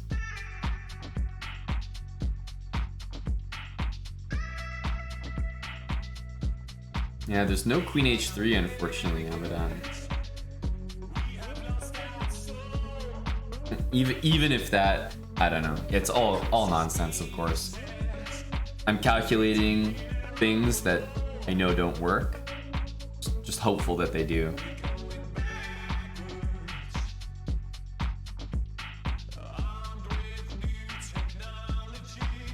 If knight c6, just queen takes queen, I think. The extra check afterwards doesn't really matter. The king just goes here.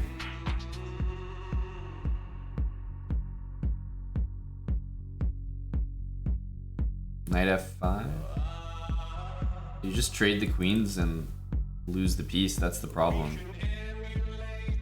There's not much to do other than that, honestly.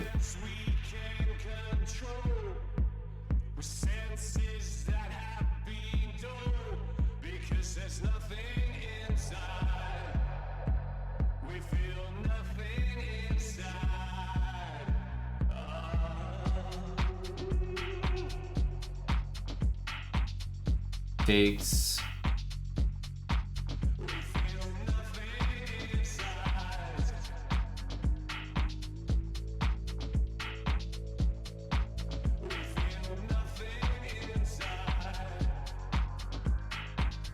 Maybe this,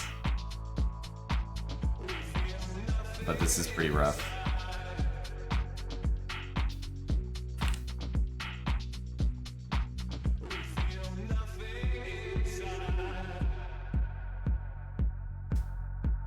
I just have trouble finding some way to play for a win in a good way.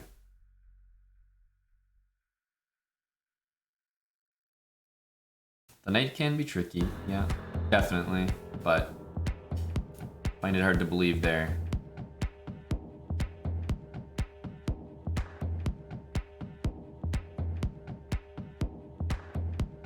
This is the one that hurts the most, I think.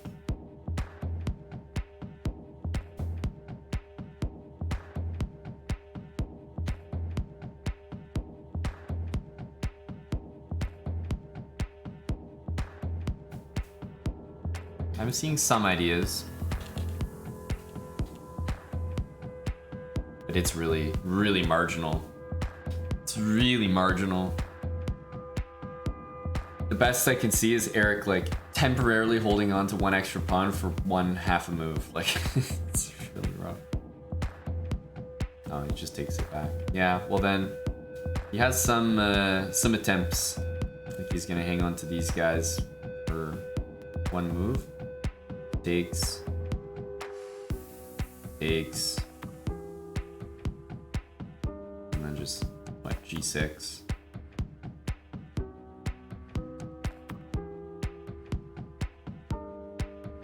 Brutal. You can dream of winning this. I don't think it'll happen. I'm not sure he'll pay it, but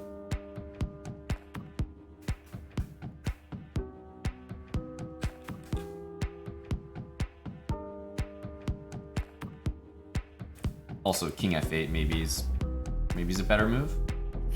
Yeah, king f8's a bit better. And you can't really go here because you just lose all the pawns. So I think you kind of gotta take as well.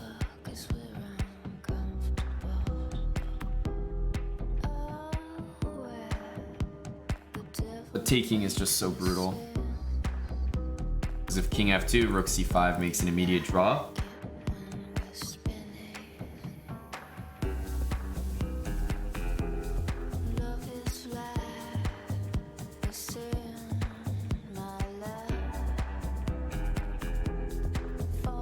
And if you go rook a5 to hold on to the pawn, first of all, black just goes here, but yeah, it's...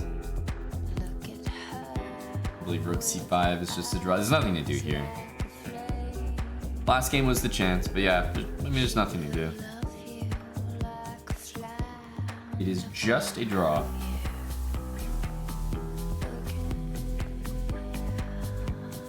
This game was almost felt a little bit ceremonial. It's tough to beat a guy when you need to. Just like on demand like that. It was all about last game. I think we all knew that. Last game was the game.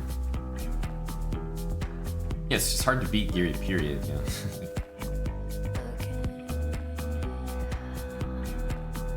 That's today's action. Unfortunately, we lost today, so it was 2.5 to 1.5. But at the very least, we should have at least secured tie breaks because we should have won the last game. That was this game. Where is it?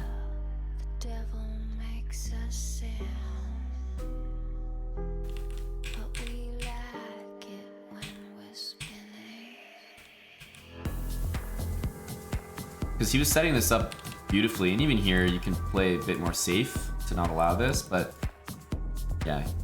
In this position, white doesn't really have anything going for him. The bishop's bad here, and it's bad here as well. And Eric just let the only real threat just kind of materialize all of a sudden because he thought that he was pinning the bishop and it wasn't protecting the square anymore, which is just not correct.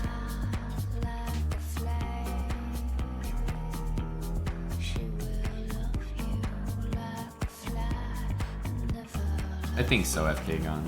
There's no, I mean, Eric knows it's a win. It's not really not a debate. Black is totally winning this because this bishop will eventually get on a nice diagonal. The queen can shift over here. The pawns are all bad. King's exposed. Black even has the open file. Everything's good here.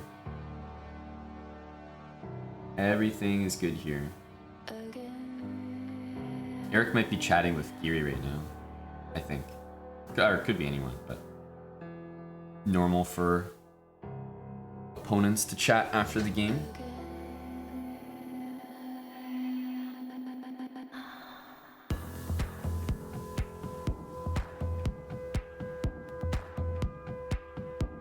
Yep. All right. Well, here we go. The boys have left the call. I don't think it's them, by the way. I think the organizers turn them off after the games. GG's today. This game was brutal, right? I mean, this game is the match.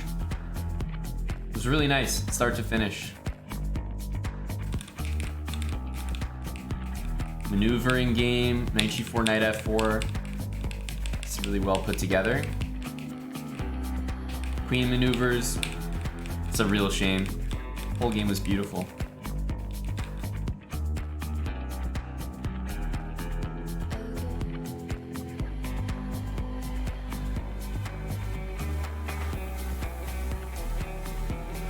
Yeah, I mean, he did blunder mate in one, so that's one way to look at it, but it's based off something else, and let's just say all the moves that he played leading up to it are considered, in my eyes, they're not very good moves because it's all based on the fact that he thought that move wasn't possible. Good old Tesh, thanks for the 19 months, tier 3.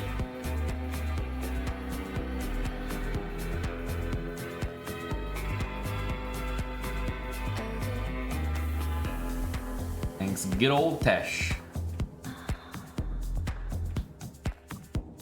All right, so what it means is, if you look at the rules again, unfortunately, we get no points today because that's how brutal this tournament is. So essentially, in every single match, if you don't score 2 points minimum, you're not getting any points and you're not getting any money. Isn't that crazy? That's how tough the tournament is. If you don't at least get 2 points out of 4,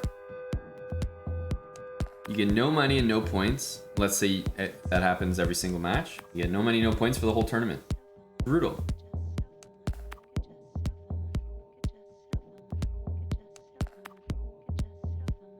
You do get money and you get a point if you go into tie breaks and then lose at that point. But yeah, it's tough out there. So April 23rd, that is tomorrow, 12 p.m. Eastern time. It'll be 12 p.m. every single day, just so you know.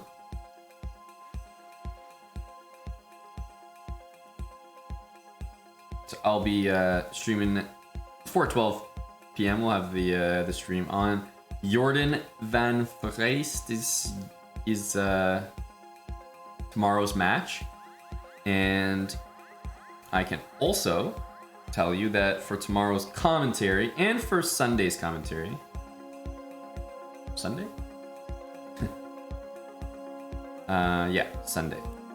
For Saturday and Sunday's commentary, we will be joined by Robin van Kampen, our Dutch Grandmaster, our good buddy, Mr. Bob. So that'll be fun. We'll have Robin here, so keep me company. We'll be covering the next 2 matches.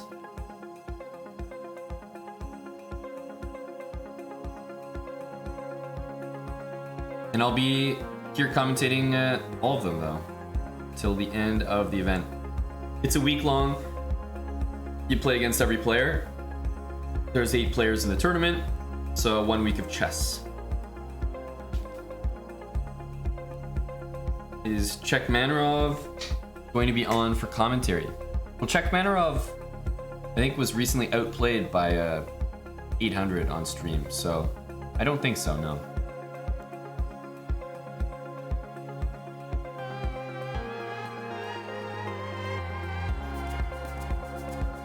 No, he drew the 400.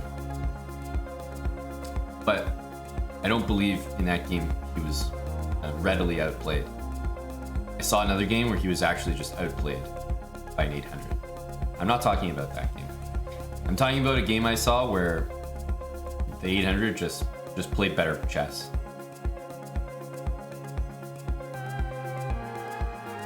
So no, I think we might keep Chekmanarov commentary reserved. We might have a big crowd fund, maybe 15,000 subs.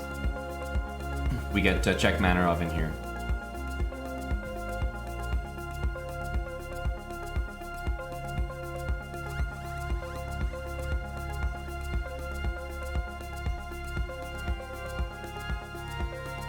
Exclamation mark song will tell you what's playing.